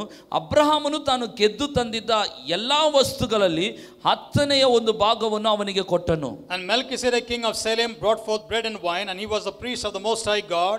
And he blessed him and said, Blessed be Abraham of Most High God, possessor of heaven and earth, and blessed be the Most High God which has delivered thine enemies into your hands. And he gave him tithes of all. நல்லா கவனிங்க, ಗಮನಿಸ್ರಿ. Listen carefully. ஆசாரியனாகிய மெல்கிசேதேக்குக்கு Abraham தசமபாகம் கொடுக்கிறார். ಯಾಜಕನಾದ ಮೆಲ್ಕಿಜೆದೆಕನಿಗೆ ಅಬ್ರಹಾಮನು ದಶಮಾಂಶ ಕೊಡ್ತಾನೆ. Abraham gave tithe to Melchizedek, who was a priest. ஆபிரகாமுக்கு மெல்கிசேதேக் அப்பமும் ரசமும் கொடுக்கிறார். ಅಬ್ರಹಾಮನಿಗೆ ಯಾಜಕನಾದ ಮೆಲ್ಕಿಜೆದೆಕ್ ರೊಟ್ಟಿಯನ್ನು ದ್ರಾಕ್ಷಾರಸವನ್ನು ಕೊಡ್ತಾನೆ. Melchizedek, who was a priest, gives bread and wine to Abraham. அப்ப நாம யாருக்கு தசமபாகம் கொடுக்கணும்னா ಅಂತ ಹೇಳಿದ್ರೆ ನಾವು ಯಾರಿಗೆ ದಶಮಾಂಶ ಕೊಡಬೇಕೆಂದರೆ, So to whom should we give our tithes? நமக்கு யாரு அப்பமும் திராட்சை ரசமும், அதாவது நமக்கு யாரு கம்யூனியன் கொடுக்கறாங்களோ, யாருடைய கரத்துல நாம கம்யூனியன் வாங்குகிறோமோ, எந்த ஆசாரியனுக்கு கீழ இருந்து நம்ம கம்யூனியன் எடுக்கிறோமோ அவருக்கு தான் அந்த தசமபாகத்தை கொடுக்க வேண்டும். ನಮಗೆ ಯಾರು ರೊಟ್ಟಿಯನ್ನು ದ್ರಾಕ್ಷಾರಸವನ್ನು ಅಂತ ಹೇಳಿದ್ರೆ ಯಾರ ಕರದಿಂದ ಕರ್ತನ ಮೇಜಲ್ಲಿ ನಾವು ಪಾಲುಗೊಳ್ಳುತ್ತೇವೋ ಆ ಯಾಜಕರಿಗೆ ನಾವು ದಶಮಾಂಶ ಕೊಡಬೇಕು. The person under whose position we are and who gives us communion of bread and wine, it is to that person or in that place we have to give our tithes. நல்லா நினைவுல வைத்துக்கொள்ளுங்க, ಗಮನದಲ್ಲಿ ಇಟ್ಕೊಳ್ಳಿ. தசமபாகம் எடுத்து ஏதோ ஒரு ஊழியத்திற்கு காணிக்கை அனுப்ப வேண்டாம். ದಶಮಾಂಶದಿಂದ ತೆಗೆದು ಯಾವುದೋ ಸೇವೆ ಕಲಿಸಬಾರದು. Please don't take your tithes and give it randomly to some ministries. தசமபாகத்தை எடுத்து யாருக்காவது தர்ம பணமாய் கொடுக்காதீர்கள். ದಶಮಾಂಶವನ್ನು ತೆಗೆದು ಯಾರಿಗೋ ಧರ್ಮ ಹಣ ಎಂಬ ಸಹಾಯ ಮಾಡಕ್ಕೆ ಹೋಗಬೇಡಿ. Don't take your tithes and give it as a helping money or charity to some people. சிலர் தசமபாகத்தை எடுத்து விடுவார்கள். ಕೆಲವೊಬ್ಬರು ದಶಮಾಂಶವನ್ನು ತೆಗೆದುಕೊಬಿಡ್ತಾರೆ. Some people they take the tithes. இப்ப 1000 ரூபாய் இருக்குன்னா 100 ரூபாய் 10000 ரூபாய்னு வச்சுக்கிறோமே, 10000 ரூபாய் இருக்குன்னா 1000 ரூபாய் தசமபாகத்தை எடுத்துக்கொள்வார்கள். ಈಗ 10000 ರೂಪಾಯಿ ಇದೆ ಅಂತ ಹೇಳಿದ್ರೆ 1000 ರೂಪಾಯಿ ದಶಮಾಂಶ ತೆಗೆದುಕೊಳ್ತಾರೆ. Let's say they had 10,000 rupees and tithe of is 1000 rupees, they take the 1000. இந்த 1000த்தை 10ஆ பிரிச்சு இந்த ஊழியத்துக்கு 100, அந்த ஊழியத்துக்கு 100, இந்த ஊழியத்துக்கு 100, யாருக்கும் பாதகம் வந்துராம இருக்கட்டும். ಈ 1000ವನ್ನು ತೆಗೆದು 10 ಜನರಿಗೆ ಈ ಸೇವೆಗೆ 100, ಆ ಸೇವೆಗೆ 100 ಅಂತ ಯಾರಿಗೂ ಕೋಪ ಬರಬಾರದು ಅಂತ ಹಂಚುತ್ತಾರೆ. They take take the 1,000, split it into 10 and give 100 here, 100 there. They don't want to hurt anybody. ரொம்ப புத்திசாலிகள்னு நினைப்பு. ತುಂಬಾ ಬುದ್ಧಿಶಾಲಿ ಎಂಬ ನೆನಪು. Very intelligent. என்ன சிரிக்கிறீங்க? Why you are laughing? விளங்குதா உங்களுக்கு? ಅರ್ಥ ಆಗ್ತಿದೆಯಾ? Hope you understand. 10ல ஒரு பங்க பிரிக்கத்தான் உங்களுக்கு அதிகாரம் கர்த்தர் கொடுத்திருக்கிறார். 10ರಲ್ಲಿ ಒಂದು ಭಾಗ ವಿಭಜಿಸಲೇ ದೇವರ ಅಧಿಕಾರ God has given you the right to take 1/10 of your income, not the separate the tenths. அந்த 1 திருப்பி 10 பிரிக்காதீங்க. ಆ ಒಂದನ್ನು 10 ಆಗಿ ವಿಭಜಿಸಬಾರದು. Don't separate 10 out of that 1. இது சத்துரு திட்டமிட்டு தசமபாகங்களை சிதறடிக்கிறது. ಶತ್ರು ಇದು ಕುತಂತ್ರವಾಗಿ ದಶಮಾಂಶವನ್ನು ಚದರಿಸೋದು. This is the way the devil plans and splits the tithe. 100 பிரிந்து போகிற போது அந்த 100 வைத்து அந்த ஊழியம் எதையுமே செய்ய போறது கிடையாது. ಇದು 100 ಆಗಿ ಹೋಗುವಾಗ ಆ ಸೇವಕನು ಅದನ್ನಿಟ್ಟು ಏನು ಮಾಡಲಿಕ್ಕೆ ಆಗಲ್ಲ. When the 1,000 is split into many hundreds, that 100 is not going to help any ministry. So ಅದல கவனமா இருக்க வேண்டும். ಇದರಲ್ಲಿ ಗಮನ ಹರಿಸಬೇಕು. We need to be very careful in this. சிலர் இன்னும் நிறைய என்ன குழப்பறாங்கன்னா தசமபாகம் பிரமாணம் அல்லவென்று சொல்லுகிறார்கள். ಇನ್ನು ಕೆಲವರು ಏನು ಗೊಂದಲ ಹುಟ್ಟಿಸ್ತಾರೆ ಅಂದ್ರೆ ದಶಮಾಂಶ ಒಂದು ಪ್ರಮಾಣ ಅಲ್ಲ ಅಂತಾರೆ. Some people confuse in this way, saying tithe is not a part of a New Testament. அதாவது நியாய பிரமாணத்தின்படி தான் தசமபாகம் கொடுக்க வேண்டும், நாம் நியாய பிரமாணத்திற்கு உட்பட்டவர்கள் அல்ல என்று சொல்லுகிறார்கள். ಧರ್ಮಶಾಸ್ತ್ರಕ್ಕೆ ಅನುಸಾರವಾಗಿ ದಶಮಾಂಶ ಕೊಡಬೇಕು, ನಾವು ಧರ್ಮಶಾಸ್ತ್ರಕ್ಕೆ ಒಳಪಟ್ಟವರಲ್ಲ ಅಂತ. They say tithes comes under the law. I am not under the law, so therefore I am not obligated to give tithes. ஆபிரகாம் தசமபாகம் கொடுக்கறப்ப எந்த நியாய பிரமாணத்துக்கு கீழேயும் கிடையாது. விருத்த சேதனம் கூட அவர் பண்ணப்படல. ಅಬ್ರಾಮನು ದಶಮಾಂಶ ಕೊಡುವಾಗ ಯಾವ ಧರ್ಮಶಾಸ್ತ್ರದ ಅಡಿಯಲ್ಲಿಲ್ಲ. ಇನ್ನೂ ಹೆಚ್ಚಾಗಿ ಹೇಳಬೇಕಾದ್ರೆ ಸುನ್ನತಿ ಕೂಡ ಆಗಿರಲಿಲ್ಲ. When Abraham gave tithes, there was no law. In fact, he was not even circumcised. நல்லா கவனிங்க. Listen carefully. ஆதி காலத்துல யாருக்கு தசமபாகம் கொடுப்பாங்கன்னா, ಆದಿ ಕಾಲದಲ್ಲಿ ಯಾರು ದಶಮಾಂಶ ಕೊಡ್ತಿದ್ರು ಅಂದ್ರೆ, in the olden days, to whom will they give the tithes? தங்களை யார் ஆளுகை செய்கிறவர்களாக ஏற்றுக்கொண்டா. உதாரணத்துக்கு நான் இப்ப எனக்கு மேல இவர்தான் இருக்கிறார், என்னை கண்ட்ரோல் பண்ற பவர் இவருக்கு தான் இருக்கு, நான் இவரை தான் அத்தாரிட்டி பீப்புளா நினைக்கிறேன், இவர்தான் எனக்கு ராஜா, இவருடைய ஆளுகைக்குள்ள தான் நான் இருக்கிறேன் அப்படின்னு நினைச்சா அவங்களுக்கு தான் ஜனங்கள் தசமபாகம் கொடுப்பது வழக்கம். ನೋಡ್ರಿ, ಯಾರ ಅಧೀನತ್ವದಲ್ಲಿ ಯಾರು ತಮ್ಮ ಮೇಲೆ ದೊರೆತನ ಮಾಡ್ತಿದಾರೋ ಇವರೇ ನಮ್ಮ ಅರಸ, ಈತನೇ ನಮ್ಮ ಅಧಿಪತಿ, ನಮಗಿಂತ ಮಿಗಿಲಾಗಿ ಇವರೇ ಇದ್ದಾರೆ ಅಂತ ಹೇಳೋದಾದ್ರೆ ಅವರಿಗೆ ಆ ದಶಮಾಂಶ ಕೊಡ್ತಿದ್ರು. Tithes was given to the person who was above them, maybe a king or a superior who is under whom they are, under whose control they are. They gave the tithes to them. இன்னும் கரெக்ட்டா சொன்னா, விளங்கும்படி சொன்னா, ராஜாக்கள் என்கிற அந்தஸ்தில் இருக்கிறவர்களுக்கு தான், அதிகாரத்தில் இருக்கிறவர்களுக்கு தான் அது கொடுக்கப்படும். ಇನ್ನೂ ಹೆಚ್ಚಾಗಿ ಹೇಳಬೇಕಾದ್ರೆ ಅರ್ಥವಾಗೋ ರೀತಿಯಲ್ಲಿ ರಾಜ ಎಂಬಂತ ಸ್ಥಾನದಲ್ಲಿ ಇರೋರಿಗೆ ಆ ದಶಮಾಂಶ ಕೊಡ್ತಿದ್ರು. To be more precise, it was given to those who are in the position of kings. இப்ப ஜனங்கள் தேவனுக்கு கொடுக்கறாங்கன்னா என்ன அர்த்தம்? தேவன் தான் எங்களை ஆளுகிறார் என்பதை அவர்கள் அங்கீகரிக்கிறார்கள்னு அர்த்தம். ಈಗ ಜನರು ದೇವರಿಗೆ ಕೊಡ್ತಾರೆ ಅಂದ್ರೆ ಏನರ್ಥ? ದೇವರೇ ನಮ್ಮ ಮೇಲೆ ದೊರೆತನ ಮಾಡುತ್ತಾನೆ ಎಂಬುದಾಗಿ. When people give tithes to God, they are recognizing that God is their king. தேவனுடைய ராஜ்யத்துல நான் இருக்கிறேன், ராஜ்யத்தின் புத்திரனாய் நான் இருக்கிறேன், ஆகையினால தேவனுடைய ஆளுகை அங்கீகரிக்கும்படிக்கு நான் அவருக்கு தசமபாகம் கொடுக்கிறேன். ನಾನು ದೇವರ ರಾಜ್ಯದಲ್ಲಿದ್ದೇನೆ, ದೇವರ ರಾಜ್ಯದ ಮಕ್ಕಳು ಆಗಿದ್ದೇನೆ, ಆದ್ರಿಂದ ಆತನ ಆಳ್ವಿಕೆ ನಾನು ಸ್ವೀಕಾರ ಮಾಡೋದಕ್ಕಾಗಿ ನಾನು ಇದನ್ನು ಮಾಡ್ತೇನೆ. I am in the kingdom of God. I am a child and a son of God. I recognize God as my king. Therefore I give my tithes to my king. இத நல்லா விளங்கி வைத்துக் கொள்ள வேண்டும். ಅರ್ಥ ಮಾಡ್ಕೋಬೇಕು. Understand this very clearly. தசமபாகம் கொடுப்பதற்கு பிரமாணம் தேவை கிடையாது. ದಶಮಾಂಶ ಕೊಡಲಿಕ್ಕೆ ಧರ್ಮಶಾಸ್ತ್ರ ಅಲ್ಲ. To give tithes there is no need of any law. எந்த உடன்படிக்கைக்கு கீழ இருக்கறங்கிறது முக்கியம் அல்ல. ಯಾವ ಒಡಂಬಡಿಕೆ ಕೆಳಗಿದ್ದೇವೆ ಅನ್ನೋದು ಮುಖ್ಯವಲ್ಲ. It is not important under which covenant you are in. தசமபாகங்கிறது ದಶಮಾಂಶ ಅನ್ನೋದು, when you say tithes, எனக்கு மேல இருக்கிற அந்த ஆளுகை செய்கிற கிங்குக்கு, ராஜாவுக்கு கொடுக்கப்படுவது. ನನ್ನ ಮೇಲೆ ದೊರೆತನ ಮಾಡುವಂತ ಆ ರಾಜನಿಗೆ ಕೊಡುವಂತದ್ದು. When you say tithes, it is given to the one who is above me, who is ruling over me. That's my king. தேவனை ராஜாதி ராஜாவாக நீங்க பார்த்தா அவருக்கு தசமபாகம் கொடுக்க வேண்டும், அவ்வளவுதான். ದೇವರನ್ನು ನೀವು ರಾಜಾದಿ ರಾಜನಾಗಿ ನೋಡೋದಾದ್ರೆ ನೀವು ದಶಮಾಂಶ ಕೊಡಬೇಕಷ್ಟೇ. If you look at God as your king of kings, then you give your tithes to him. கொடுக்கிறதுக்கு மனப்பூர்வம் தான் தேவை. ಕೊಡಲಿಕ್ಕೆ ಮನಪೂರ್ವಕನೇ ಬೇಕು.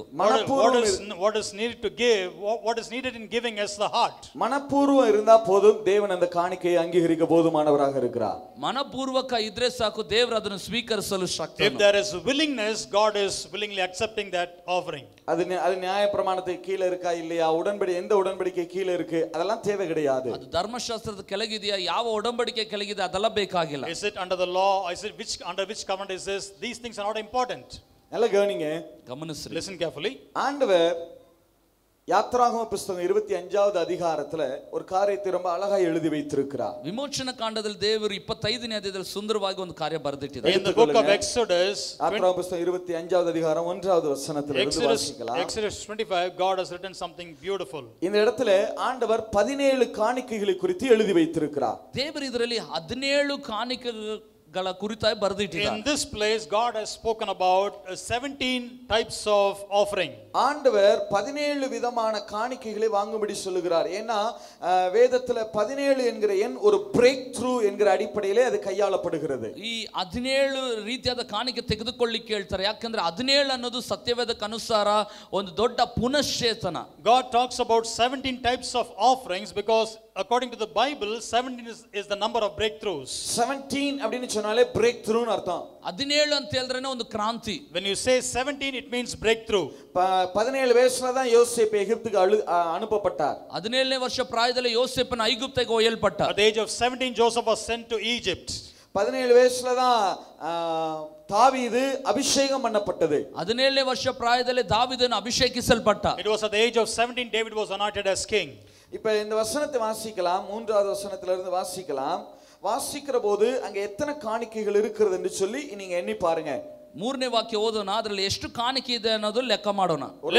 Let's read from verse 3 and I want you all to count how many things are mentioned there in that list. வாசிங்க, நான் count பண்றேன். நீங்கள் அவர்களிடத்தில் வாங்க வேண்டிய காணிக்கையாவன பொன்னும் 1, வெள்ளியும் 2, வெண்கலமும் 3, இளநீல நூலும் 4, ரத்தாம்பர நூலும் 5, சிவப்பு நூலும் 6, மெல்லிய பஞ்சு நூலும் 7, வெள்ளாட்டு மயிரும் 7, சிவப்பு தீர்ந்த ஆட்டுக்கடா தோலும். சரியா சொன்னா? 9. சாரி, திருப்பி வாசிச்சிருங்க. பொன்னு வெள்ளியும் 1, வெள்ளி 2, வெண்கலமும் 3, இளநீல நூலும் 4, ரத்தாம்பர நூலும் 5, சிவப்பு நூலும் 6, மெல்லிய பஞ்சு நூலும் 7, வெள்ளாட்டு மயிரும் 8, சிவப்பு தீர்ந்த ஆட்டுக்கடா தோலும் 9, தகசு தோலும் 10, சீத்தி மரமும் 11, விளக்கெண்ணெயும். விளக்கெண்ணெய் கிடையாது, விளக்குக்கு எண்ணெய். சரியா? அதான் அப்படி போட்டு சேர்த்து போட்டாங்க. சரி, விளக்குக்கு எண்ணெய் 12, அபிஷேக தைலத்துக்கு பரிமள வர்க்கங்களும் 13, தூபத்துக்கு சுகந்த வர்க்கங்களும் 14, ஏபோத்திலும் மார்பதக்கத்திலும் பதிக்கும் கோமேதக கற்களும் 15, ரத்தினங்களுமே 16. எத்தனை காணிக்கை வந்திருக்கு? 17 இல்ல, 16 தான். எத்தனை வந்திருக்கு? ಎಷ್ಟು ಕಾಣಿಕೆ ಬಂದಿದೆ? 16.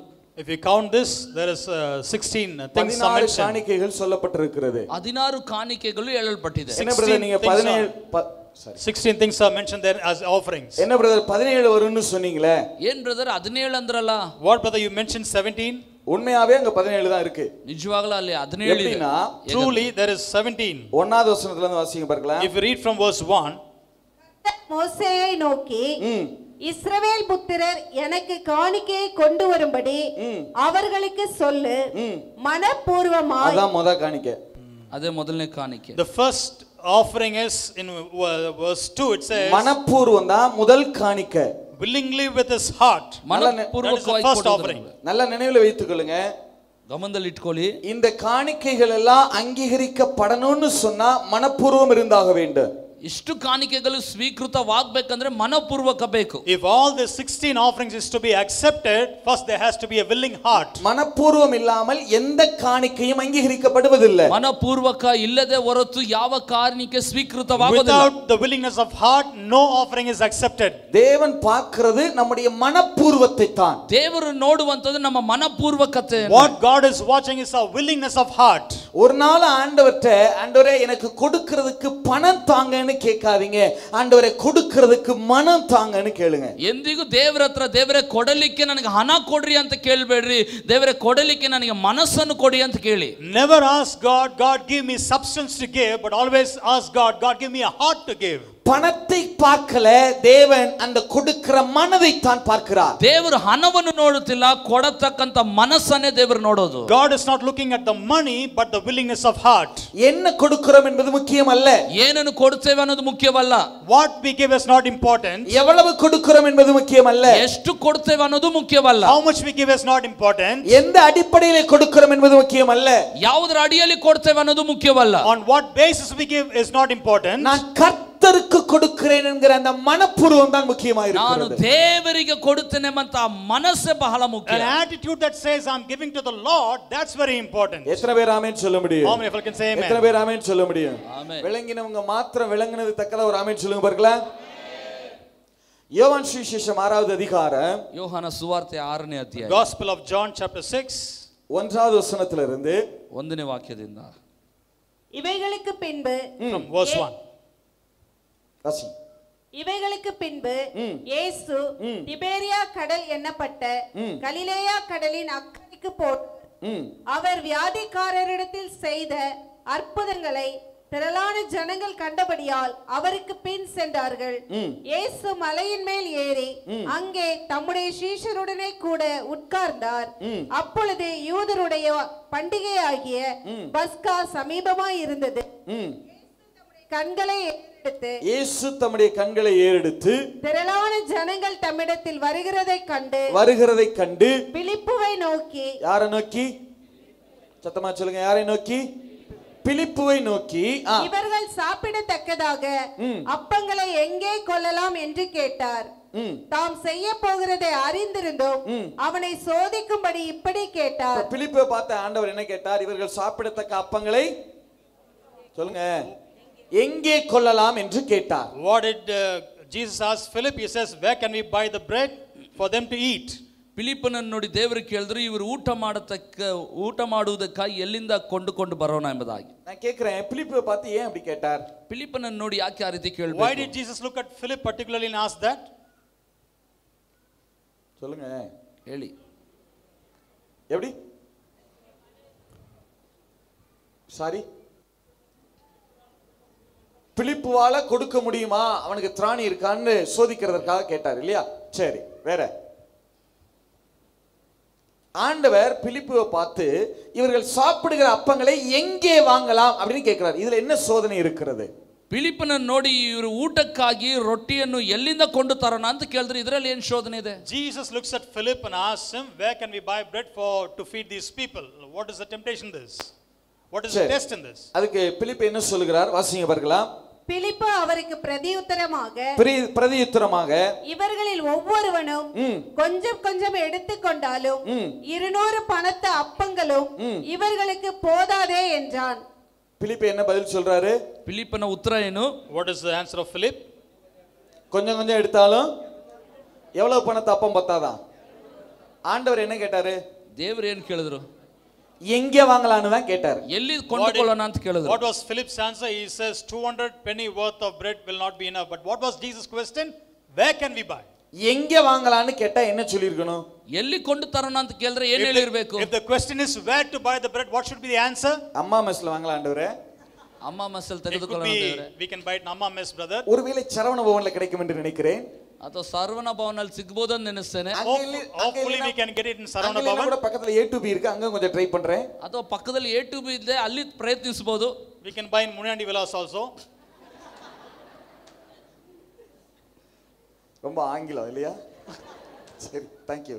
நல்ல கவனிங்க, எங்க வாங்கலாம்னா எங்க வாங்கலாம்னு தான் பதில் சொல்லி இருக்கணும். ಎಲ್ಲಿ ಕೊಂಡುಕೋಬೇಕಂತ ಹೇಳಿದ್ರೆ ಎಲ್ಲಿ ಎಂಬುದಕ್ಕೆ ಉತ್ತರ ಹೇಳಿರಬೇಕು. If the question is where to buy, the answer should be the place where it should be bought. எவ்வளவுக்கு வாங்கணும்ங்கறத குறித்து பேசிட்டு இருக்கான். ಆದ್ರೆ ಎಷ್ಟಕ್ಕೆ ಕೊಂಡುಕೋಬೇಕು ಅನ್ನೋದು ಕುರಿತು ಮಾತಾಡ್ತಿದ್ದಾನೆ. Philip is talking about how much should be bought. ஆனா அதுல மைண்ட் வேற கால்குலேட் பண்ணி பாக்குது, கொஞ்சம் கொஞ்சம் எடுத்துக்கிட்டாலும் பத்தாதே. ಅದು ತನ್ನ ಮನಸ್ಸಿನಲ್ಲಿ ಲೆಕ್ಕ ಮಾಡ್ತಿದೆ, ಸ್ವಲ್ಪ ಸ್ವಲ್ಪ ಕೊಟ್ಟರು ಸಾಕಾಗಲ್ವೇ? And he's having a calculation in his mind, even if we give little bit to each and everyone, it should not be enough. என்ன நடந்துச்சு? தொடர்ந்து வாசிங்க பார்க்கலாம். What happens further? அப்பொழுது அவருடைய சீஷரில் ஒருவனும் சீமோன் பேதுருவின் சகோதரனும் ஆகிய அந்திரேயா அவரை நோக்கி, இப்ப இன்னொரு சீஷன் இருக்கிறான், அவனுக்கு அந்திரேயான்னு பேரு. ಇನ್ನೊಬ್ಬ ಶಿಷ್ಯನಿದ್ದಾನೆ, ಅವನ ಹೆಸರು ಅಂದ್ರೆಯ. He has another disciple, his name is called Andrew. அப்ப அவனை வாசிங்க பார்க்கலாம். இங்கே ஒரு பையன் இருக்கிறான், அவன் கையில் 5 வார்கோதுமை அப்பங்களும் 2 மீன்களும் உண்டு, ஆனாலும் அவைகள் இத்தனை ஜனங்களுக்கு எம்மாத்திரம் என்றான். தொடர்ந்து வாசிங்க. இயேசு ஜனங்களை உட்கார வையுங்கள் என்றார். அந்த இடம் மிகுந்த புல்லுள்ளதாய் இருந்தது. பந்தி இருந்த புருஷர்கள் ஏறக்குறைய 5000 பேராய் இருந்தார்கள். இயேசு அந்த அப்பங்களை எடுத்து ஸ்தோத்திரம் பண்ணி சீஷர்களிடத்தில் கொடுத்தார். சீஷர்கள் பந்தி இருந்தவர்களுக்கு கொடுத்தார்கள். அப்படியே மீன்களையும் அவர் எடுத்து அவர்களுக்கு வேண்டிய மட்டும் கொடுத்தார். அவர்கள் திருப்தி அடைந்த பின்பு, என்ன அடைந்த பின்பா? திருப்தி அடைந்த பின்பு, they were filled. ತೃಪ್ತಿಯಾದ ಮೇಲೆ. நல்லா கவனிங்க, ಗಮನಿಸ್ರಿ, என்ன சம்பவம் நடக்குது? ಏನ್ ನಡೀತಾ ಇದೆ? What's happening here? திபேரியா கடல் பக்கத்துல ஆண்டவர் வந்து விட்டார். ತಿಬೇರಿಯ ಸಮುದ್ರದ ದಂಡಿಗೆ ಯೇಸು ಬಂದಿದ್ದಾರೆ. Jesus comes near the Sea of Tiberias. நிறைய ஜனங்கள் அவரிடத்துல வந்திருக்கிறார்கள். ಬಹು ಜನರ ಗುಂಪು ಆತನ ಬಳಿಗೆ ಬಂದಿದೆ. A huge crowd is following him. இப்ப ஆண்டவர் அவங்களுக்கு உணவு கொடுக்கணும்னு நினைக்கிறார். ಸ್ವಾಮಿ ಅವರಿಗೆ ಆಹಾರ ಕೊಡಬೇಕಂತ ನೆನೆಸ್ತಾರೆ. Now the Lord wants to feed them. நல்லா கவனிங்க, ಗಮನಿಸ್ರಿ. ஆண்டவர் பக்கத்துல 2 சீஷர்கள் நிக்கறாங்க. ಯೇಸು ಸ್ವಾಮಿ ಪಕ್ಕ 2 ಶಿಷ್ಯರಿದ್ದಾರೆ. 2 disciples are standing next to Jesus. ஒருத்தன் பேரு பிலிப்பு, ಒಬ್ಬರ ಹೆಸರು ಫಿಲಿಪ್ಪನು, One's name is Philip. இன்னொருத்தன் பேரு அந்திரேயா, ಇನ್ನೊಬ್ಬರ ಹೆಸರು ಅಂದ್ರೆಯ. The other one's name is Andrew. இவங்க 2 பேர் தான் கிரேக்க பெயர்கள். சீஷர்களுடைய பெயர்கள் இவங்க 2 பேர் கிரேக்க பெயர்கள். ಇವರ ಇಬ್ಬರ ಹೆಸರೇ ಸತ್ಯವೇದದ ಶಿಷ್ಯರಲ್ಲಿ ಗ್ರೀಕ್ ಹೆಸರು ಬರೋದು. Of the disciples' name, these 2 have Greek names. இப்ப ஆண்டவர் பக்கத்துல இவங்க 2 பேரும் வந்து நிக்கறாங்க. ಈಗ ಸ್ವಾಮಿಯ ಪಕ್ಕದಲ್ಲಿ ಇವರು ಇಬ್ಬರು ಬಂದು ನಿಂತಿದ್ದಾರೆ. These 2 come and stand before next to the Lord யார் யார் Jesus. நிக்கறாங்க நீங்க சொல்லுங்க பார்க்கலாம். பிலிப்பும் அந்திரேயாவும் நிக்கறாங்க. பிலிப்பனு ಮತ್ತು ಅಂದ್ರೆಯು ನಿಂತಿದ್ದಾರೆ. Who are they? Philip and Andrew. ஏன் இவங்க 2 பேரும் வந்து நிக்கறாங்கன்னா, இந்த சம்பவம் நடக்கிற இடத்துக்கு பக்கத்துல தான் இவங்க 2 பேருடைய ஊரும் இருக்கு. பெத்சாயிதா ஊரை சேர்ந்தவங்க இவங்க 2 பேர் தான். இந்த ஊருக்கு பக்கத்துல இந்த சம்பவம் நடக்கிறதுனால ஏதாவது ஒரு தேவை, ஏதாவது வாங்கணும், ஏதாவது ஒண்ணுனா இவங்களை தான் கேட்க முடியும். பிலிப்புவையும் அந்திரேயாவையும் தான் கேட்க முடியும். உங்க ஊர் தானப்பா பக்கத்துல இருக்கு, எங்க வாங்கலாம், என்ன வாங்கலாம்னு இவங்களை தான் கேட்க முடியும். சோ இவங்க 2 பேரும் இப்ப ஆண்டவர் பக்கத்துல வந்து நிக்கிறாங்க. இவங்க தான் இப்ப மீட்டிங் கோஆர்டினேட்டர்ஸ். ಯಾಕೆ ಇವರಿಬ್ಬರು ಬಂದು ಪಕ್ಕದಲ್ಲಿ ನಿಂತಿದ್ದಾರೆ ಅಂತ ಹೇಳಿದ್ರೆ, ಈ ಘಟನೆ ನಡೆಯುವ ಸ್ಥಳದ ಪಕ್ಕದಲ್ಲೇ ಬೆತ್ಸಾಯಿದಾ ಎಂಬ ಸ್ಥಳದ ಊರಿನವರೇ ಇವರು ಇಬ್ಬರು ಆಗಿರೋದ್ರಿಂದ, ಆ ಊರು ಇವರಿಗೆ ಪರಿಚಯವಾಗಿರೋದ್ರಿಂದ ಈ ದೇವರು ಏನಾದರೂ ಹೇಳಿದ್ರೆ ಹೋಗಿ ತರಲಿಕ್ಕೆ ಆ ಕೂಟದ ಪೂರ್ತಿ ನಿರ್ವಹಣೆ ಇವರೇ ಮಾಡ್ತಿದ್ರು. Andrew and Philip being from the village of Bethsaida, which is near to the place where the meeting was happening, because they were local people, if there was any need in regards to the ministry, it is to them that would be asking, because they were the coordinators of the meeting. இப்ப பிலிப்புவும் அந்திரேயாவும் வந்து நிக்கறாங்க. ಈಗ ಫಿಲಿಪ್ಪನು ಅಂದ್ರೆಯ ಬಂದು ನಿಂತಿದ್ದಾರೆ. Philip and Andrew, they are coming and standing before சாப்பாடு Jesus. கொடுக்கணும். ಈಗ ಆಹಾರ ಕೊಡಬೇಕು. Now it's lunch time. கொஞ்ச நேரத்துல உங்களுக்கு கொடுத்துருவோம். ಸ್ವಲ್ಪ ಹೊತ್ತಲ್ಲಿ ನಿಮಗೆ ಕೊಡ್ತಾರೆ. A few minutes will be given to you. இப்ப ஆண்டவர் பிலிப்புவை பார்த்து கேக்குறாரு. ಈಗ ದೇವರು ಫಿಲಿಪ್ಪನ ನೋಡಿ ಕೇಳ್ತಾರೆ. Now the Lord looks at Philip and asks him. என்ன கேட்டாரு? ಏನ್ ಕೇಳಿದ್ರು? What did he ask him? பிலிப்பு, இங்க இவங்க சாப்பிடத்தக்க அப்பங்களை குறைச்சலாம் கிடையாது, இவர்கள் சாப்பிட அளவுக்கு அப்பங்களை எங்க வாங்கலாம்னு கேக்குறாரு. ಇಲ್ಲಿ ಯೇಸು ಕೇಳ್ತಾರೆ, ಫಿಲಿಪ್ಪನೇ ಇವರ ಊಟಕ್ಕೆ ಸ್ವಲ್ಪ ಅಲ್ಲ, ಕೊರತೆನೇ ಇಲ್ಲ, ರೊಟ್ಟಿ ಎಲ್ಲಿಂದ ಕೊಂಡು ತರೋಣ? He looks at Philip and says, Philip, where can we buy bread so they can eat and be full, not just little bit? இப்ப எங்க வாங்கலாம்னு கேட்டதுக்கு ಎಲ್ಲಿ ಕೊಂಡು ತರೋಣ ಅಂತ ಕೇಳಿದ್ರೆ பிலிப்பு இடத்தை பேசல, ಫಿಲಿಪ್ಪನು ಸ್ಥಳವನ್ನು ಮಾತಾಡ್ತಿಲ್ಲ, எவ்வளவுக்கு வாங்கணும்னு பேசுறார். பிலிப்பு இப்ப இடத்தை பத்தி பேசல, எவ்வளவுக்கு வாங்கணும்ங்கறத குறித்து பேசுகிறார். ಫಿಲಿಪ್ಪನು ಸ್ಥಳದ ಕುರಿತು ಮಾತಾಡಲಿಲ್ಲ, ಎಷ್ಟಕ್ಕೆ ಕೊಂಡುಕೋಬೇಕು ಅನ್ನೋದು ಕುರಿತು ಮಾತಾಡ್ತಾನೆ. When Philip was asked a question where to buy the bread, he is giving the answer how much to buy the bread. நல்லா கவனிங்க, ಗಮನಿಸಿ. Listen carefully. இப்ப அவர் இடத்தை பத்தி தான் பேசியிருக்கணும். ಈಗ ಸ್ಥಳದ ಕುರಿತಾನೆ ಮಾತಾಡಿರಬೇಕು. He should have spoken about the place. ஆனா இடத்தை பத்தி பேசல. ಅಂದ್ರೆ ಸ್ಥಳದ ಕುರಿತು He didn't ಮಾತಾಡಲಿಲ್ಲ. speak about it. அந்த நாட்கள் அவ்வளவு அப்பம் கிடைக்குமானா கிடைக்கும். ஏன்னா அது பஸ்கா பண்டிகை நாட்கள், எல்லாரும் புளித்த மாவை விலக்கிட்டு புது அப்பங்களை ಸುಡುಗರ ನೇರ ಆ ದಿನಗಳಲ್ಲಿ ಅಷ್ಟು ರೊಟ್ಟಿ ಸಿಕ್ತಿತ್ತು ಅಂತ ಕೇಳಿದ್ರೆ ಸಿಕ್ತಿತ್ತು. ಕಾರಣ ಅದು ಪಸ್ಕಾ ಹಬ್ಬ, ಎಲ್ಲರೂ ಹಿಟ್ಟನ್ನು ಬೆರೆಸಿ ಇಟ್ಟಿರ್ತಿದ್ರು. Because it was the time of Pascha, it was possible to get so much of bread. இப்ப ஆண்டவர் பிலிப்பிட்ட கேட்ட உடனே பிலிப்பு சொல்றாரு, ஆண்டவரே இவர்கள் சாப்பிடத்தக்க அப்பங்களை 200 பணத்துக்கு வாங்கினாலும் கொஞ்சம் கொஞ்சம் எடுத்துக்கொண்டாலும் பத்தாதுன்னு சொல்றாரு. ಈಗ ಸ್ವಾಮಿ ಫಿಲಿಪ್ಪನ ಹತ್ರ ಕೇಳಿದ್ರೆ ಫಿಲಿಪ್ಪನ ಉತ್ತರ ಕೊಡ್ತಾನೆ, ಸ್ವಾಮಿ ಇವರಿಗೆ 200 ರೂಪಾಯಿಗೆ ರೊಟ್ಟಿ ತೆಗೆದುಕೊಂಡ್ರು ಸ್ವಲ್ಪ ಸ್ವಲ್ಪ ಕೊಟ್ಟರು ಇವರಿಗೆ ಸಾಲದು. When the Lord asks Philip, Philip answers back and says, Lord, even if 200 penny worth of bread was bought, if you given little by little or bits of pieces, it will not be enough for them. ஏன் அப்படி 200 பணம்னு குறிப்பிட்டு சொல்லுகிறார்? ಯಾಕೆ 200 ರೂಪಾಯಿ ಅಂತ ಸೂಚಿಸಿ ಹೇಳ್ತಾನೆ? Why is he mentioning 200 penny worth? ஏன் அப்படி சொல்றாருன்னா, ಯಾಕೆ ಆ ರೀತಿ ಹೇಳ್ತಾರೆ ಅಂದ್ರೆ, பிலிப்பு அப்படின்னு சொன்னா ಫಿಲಿಪ್ಪನು ಅಂತ ಹೇಳಿದ್ರೆ குதிரை பிரியன், லவர் ஆஃப் ஹார்சஸ் அப்படின்னு அர்த்தம். ಕುದುರೆ ಪ್ರಿಯನು ಎಂಬುದಾಗಿ ಅರ್ಥ. Philip means the name of the meaning of the name Philip means lover of horses. பிலிப்புனா குதிரை பிரியன் அர்த்தம். ಫಿಲಿಪ್ಪನ ಎಂಬ ಹೆಸರಿನ ಅರ್ಥ Philip ಕುದುರೆ means lover of ಪ್ರಿಯನು. horses. இயேசுவின் நாட்கள்ல ஒரு குதிரையோட விலை 200 பணம். ಯೇಸುವಿನ ದಿನಗಳಲ್ಲಿ ಒಂದು ಕುದುರೆಯ ಬೆಲೆ 200 ರೂಪಾಯಿ. During the days of Jesus, the cost of one horse is 200 penny worth. எவ்வளவு பணம்? ಎಷ್ಟು? 200. சத்தமா சொல்லுங்க, எவ்வளவு பணம்? பிலிப்புக்கு எது மேல ஆசை? ಫಿಲಿಪ್ಪನಿಗೆ ಯಾವುದರ ಮೇಲೆ ಆಸೆ? What is the desire of Philip? To buy horses. ஆண்டவரே கழுதையில தான் போனார், இவர் குதிரையில போகணும்னு ஆசை. ಸ್ವಾಮಿಯ ಕತ್ತೆ ಮೇಲೆ ಹೋದ್ರೆ ಈತನ ಕುದುರೆ ಮೇಲೆ ಹೋಗ್ಬೇಕಂತ The ಆಸೆ. Lord himself went on a donkey, but this guy wants to go on a horse. அந்த நாட்கள்ல ரோம பிரபுக்கள் தான் குதிரையில போவாங்க. ಆ ದಿನಗಳಲ್ಲಿ ರೋಮ ಪ್ರಭುಗಳೇ ಕುದುರೆ ಮೇಲೆ ಹೋಗ್ತಿದ್ರು. In those days, only the Roman governors used to travel on the horses. இப்ப பிலிப்புவுக்கு குதிரை வாங்கணும்னு ஆசை. ಈಗ ಫಿಲಿಪ್ಪನಿಗೆ ಕುದುರೆ ಕೊಂಡುಕೋಬೇಕಂತ ಆಸೆ. Now Philip's desire is that he wants to buy a horse. இப்ப பிலிப்பு கொஞ்சம் கொஞ்சமா சேர்த்து ಈಗ 200 பணம் அடிமடியில கட்டி இருக்கிறாரு. எதுக்கு? குதிரை வாங்குறதுக்கு. ಫಿಲಿಪ್ಪನು ಸ್ವಲ್ಪ ಸ್ವಲ್ಪ ಹಣ ಸಂಗ್ರಹಿಸಿ ತನ್ನ ಸೊಂಟದಲ್ಲಿ ಕಟ್ಟಿಕೊಂಡಿದ್ದಾರೆ. ಕಾರಣ ಏನು? ಕುದುರೆ ಕೊಂಡುಕೊಳ್ಳಲು. Philip has saved his money little by little, and he has some money in his 200 penny worth of money in his pocket for what?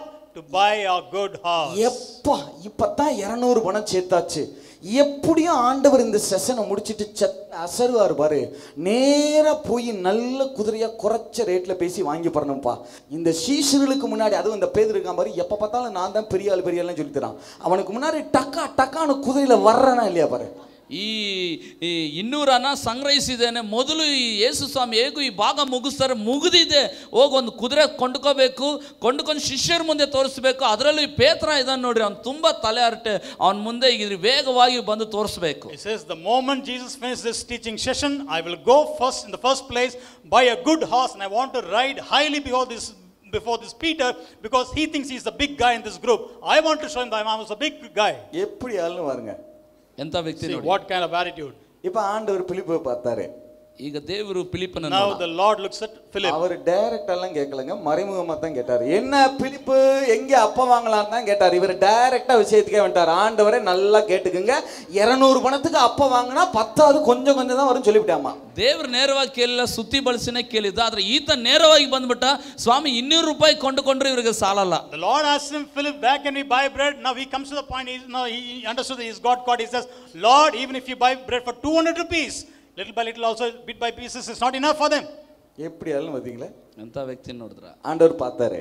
ಸ್ವಾಮಿ ನೋಡಿದ್ರು. Lord looked at him. 200 பணத்துக்கு வாங்கினா கொஞ்சம் கொஞ்சம் தான் வருமா?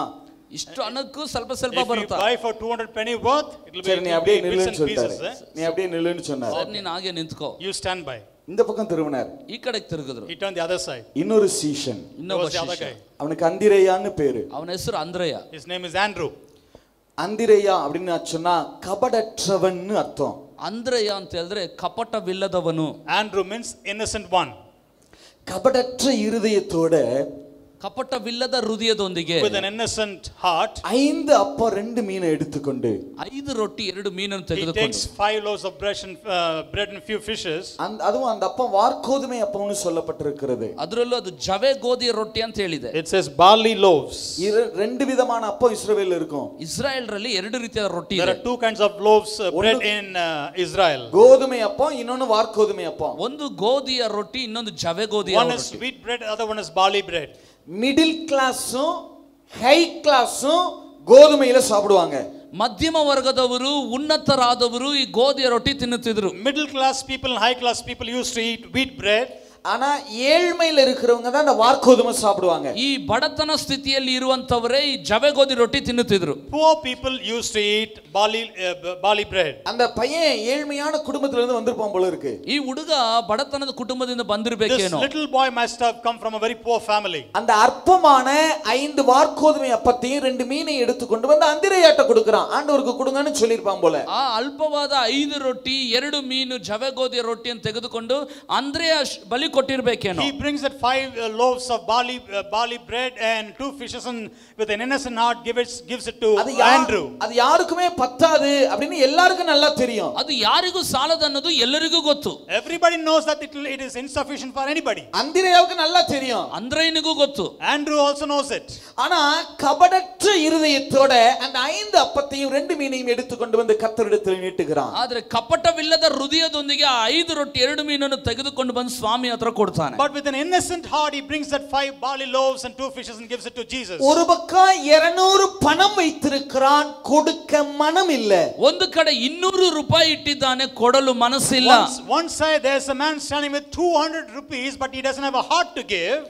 ஆனா இன்னொருவன் அற்பமான 5 வார்க்கோதுமை அப்பங்களை எடுத்து மனப்பூர்வமாய் நீட்டுகிறான். ಆದರೆ ಇನ್ನೊಂದು ಕಡೆ ಅಲ್ಪವಾದ 5 ಜವೆಗೋದಿ ರೊಟ್ಟಿಯನ್ನು ತೆಗೆದು ಮನಪೂರ್ವಕವಾಗಿ ಚಾಚುತ್ತಿದ್ದಾನೆ. On the other side there's a guy who brings 5 barley loaves with an innocent heart gives it to Jesus.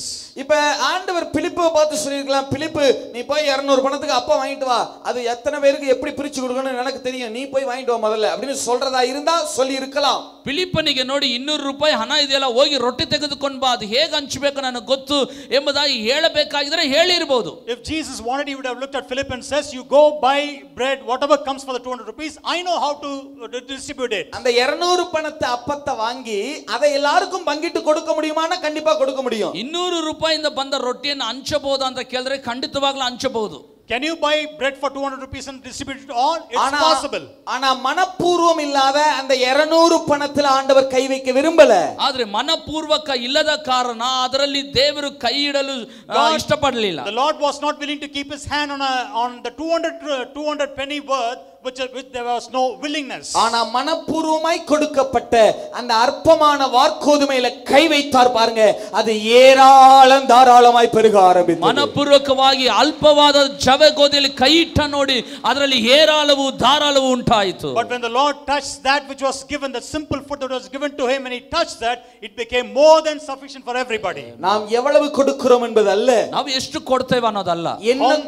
How much we give is not important. என்ன கொடுக்கிறோம் என்பது முக்கியம் அல்ல, ಏನನ್ನು ಕೊಡ್ತೇವೆ ಅನ್ನೋದು ಮುಖ್ಯವಲ್ಲ. What we give is not important. அதை எப்படிப்பட்ட இருதயத்தோடு கொடுக்கிறோம் என்பதுதான் முக்கியம். ಎಂತ ಹೃದಯದಿಂದ ಕೊಡ್ತೇವೆ ಅನ್ನೋದೇ ಮುಖ್ಯ. With what attitude of heart we give is important. தேவன் உங்களுடைய மனப்பூர்வத்தை பார்த்து ஏராளம் தாராளமாய் பெருக பண்ணுகிறவராக இருக்கிறார். ದೇವರು ನಿಮ್ಮ ಮನಪೂರ್ವಕವನ್ನು ನೋಡಿ ಏರಾಳವಾಗಿ ಧಾರಾಳವಾಗಿ ಹೆಚ್ಚಿಸುತ್ತಾನೆ. God looks into your willingness of heart and makes it multiply more than sufficient. தேவன் பிலிப்புவுடைய அப்பத்துல கை வைக்க விரும்பல, அந்த மனப்பூர்வத்தின் மேலதான் கை வைக்க விரும்பினார். ದೇವರು ಫಿಲಿಪ್ಪನ ಆ ರೊಟ್ಟಿ ಮೇಲೆ ಕೈ ಇಡಲು ಬಯಸಲಿಲ್ಲ, ಮನಪೂರ್ವಕವಾದ ರೊಟ್ಟಿಯ ಮೇಲೆ ಕೈ ಇಡಲು ಬಯಸಿದ. God was not willing to keep his hand on the money of Philip, but on the willing heart of the simple boy's food. பிலிப்பு கொஞ்சம் கொஞ்சம் தான் வரும்னு சொன்னா, ஆனா அந்த மனப்பூர்வமான அப்பத்துல கை வைத்தார் பாருங்க, ஜனங்கள் திருப்தியாகத்தக்கதாக பலியை பெருக பண்ணினார். ಫಿಲಿಪ್ಪನು ಹೇಳಿದ ಸ್ವಲ್ಪ ಸ್ವಲ್ಪ ಮಾತ್ರವೇ, ಆದರೆ ಆ ಒಂದು ಮನಪೂರ್ವಕದಿಂದ ಬಂದದರಲ್ಲಿ ಕೈ ಇಟ್ಟ ಕಾರಣ ಜನರೆಲ್ಲರೂ ತೃಪ್ತಿಯಾಗಿ ಸೇವಿಸುವಂತೆ ಆಯಿತು. Though Philip said it will not be enough or insufficient, but when God kept his hand on that which was given willingly, it became more than sufficient, exceedingly abundant for everybody. இன்றைக்கு ஆண்டவர்ட்ட கேளுங்க, ಇವತ್ತು ದೇವರ ಹತ್ರ ಕೇಳಿ, ask God today, உமக்கு கொடுக்கிறதற்கு எனக்கு மனப்பூர்வம் கொடுங்க ஆண்டவரே. ನಿಮಗೆ ಕೊಡಲೆಂದು ನನಗೆ ಮನಪೂರ್ವಕತೆಯನ್ನು Lord, ಕೊಡಿ. give me a willingness of heart to give back to you. கணவருக்கு மனைவிக்கு மனப்பூர்வம் கொடுங்க ஆண்டவரே. ನನ್ನ ಪತಿ ಪತ್ನಿಗೆ ಮನಪೂರ್ವಕವನ್ನು ಕೊಡಿ. Give my husband and my wife the willingness of heart to give to you. எங்களுக்கு என் பிள்ளைகளுக்கு மனப்பூர்வம் கொடுங்க ஆண்டவரே. ನನ್ನ ಮಕ್ಕಳಿಗೆ ಮನಪೂರ್ವಕವನ್ನು ಕೊಡಿ ದೇವರೇ. Give that willingness of heart to my children, Lord. நாங்க உங்களுக்கு கொடுக்கிறதுக்கு பணம் வேணும்னு நாங்க உங்கள்ட்ட கேட்கல ஆண்டவரே, முதல்ல எங்களுக்கு மனம் கொடுங்க ஆண்டவரே. ದೇವರೇ, ನಾವು ಕೊಡಲೆಂದು ನಿಮ್ಮ ಬಳಿ ಹಣ ಕೇಳ್ತಿಲ್ಲ, ಮೊದಲು ನಮಗೆ ಮನಸ್ಸನ್ನು ಕೊಡಿ ದೇವರೇ. We are not asking for money to give back to you, we are asking you to give us a heart to give to you. எழுந்து நிப்போமா, எழுந்து நிப்போமா. Shall we raise up to our feet? இருதயத்தின் ஆழத்திலிருந்து ஆண்டவர்கிட்ட கேட்க போறீங்க.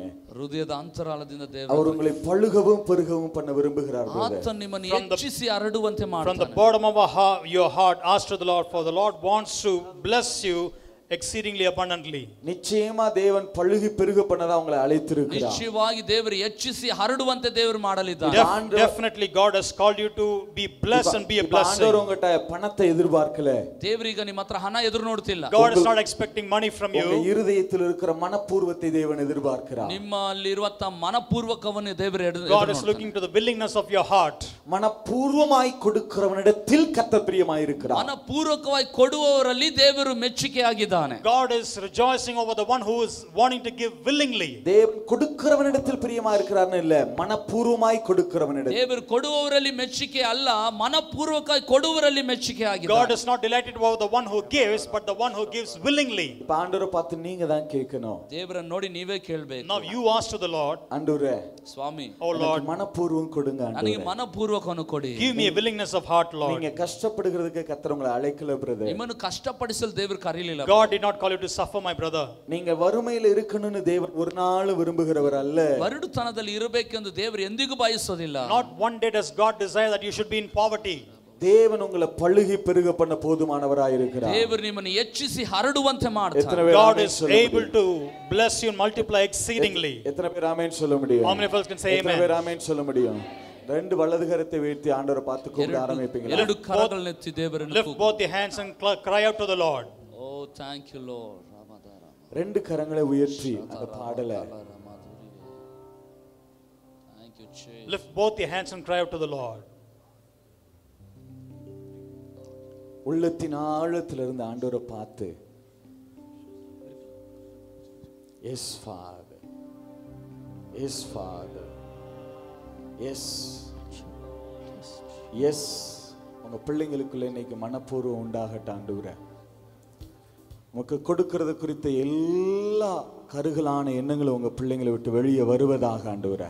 Let there be a willingness of heart in all your people. உங்க பிள்ளைகளுக்குள்ள அந்த மனப்பூர்வம் Get உண்டாகட்டும். out in Jesus' name.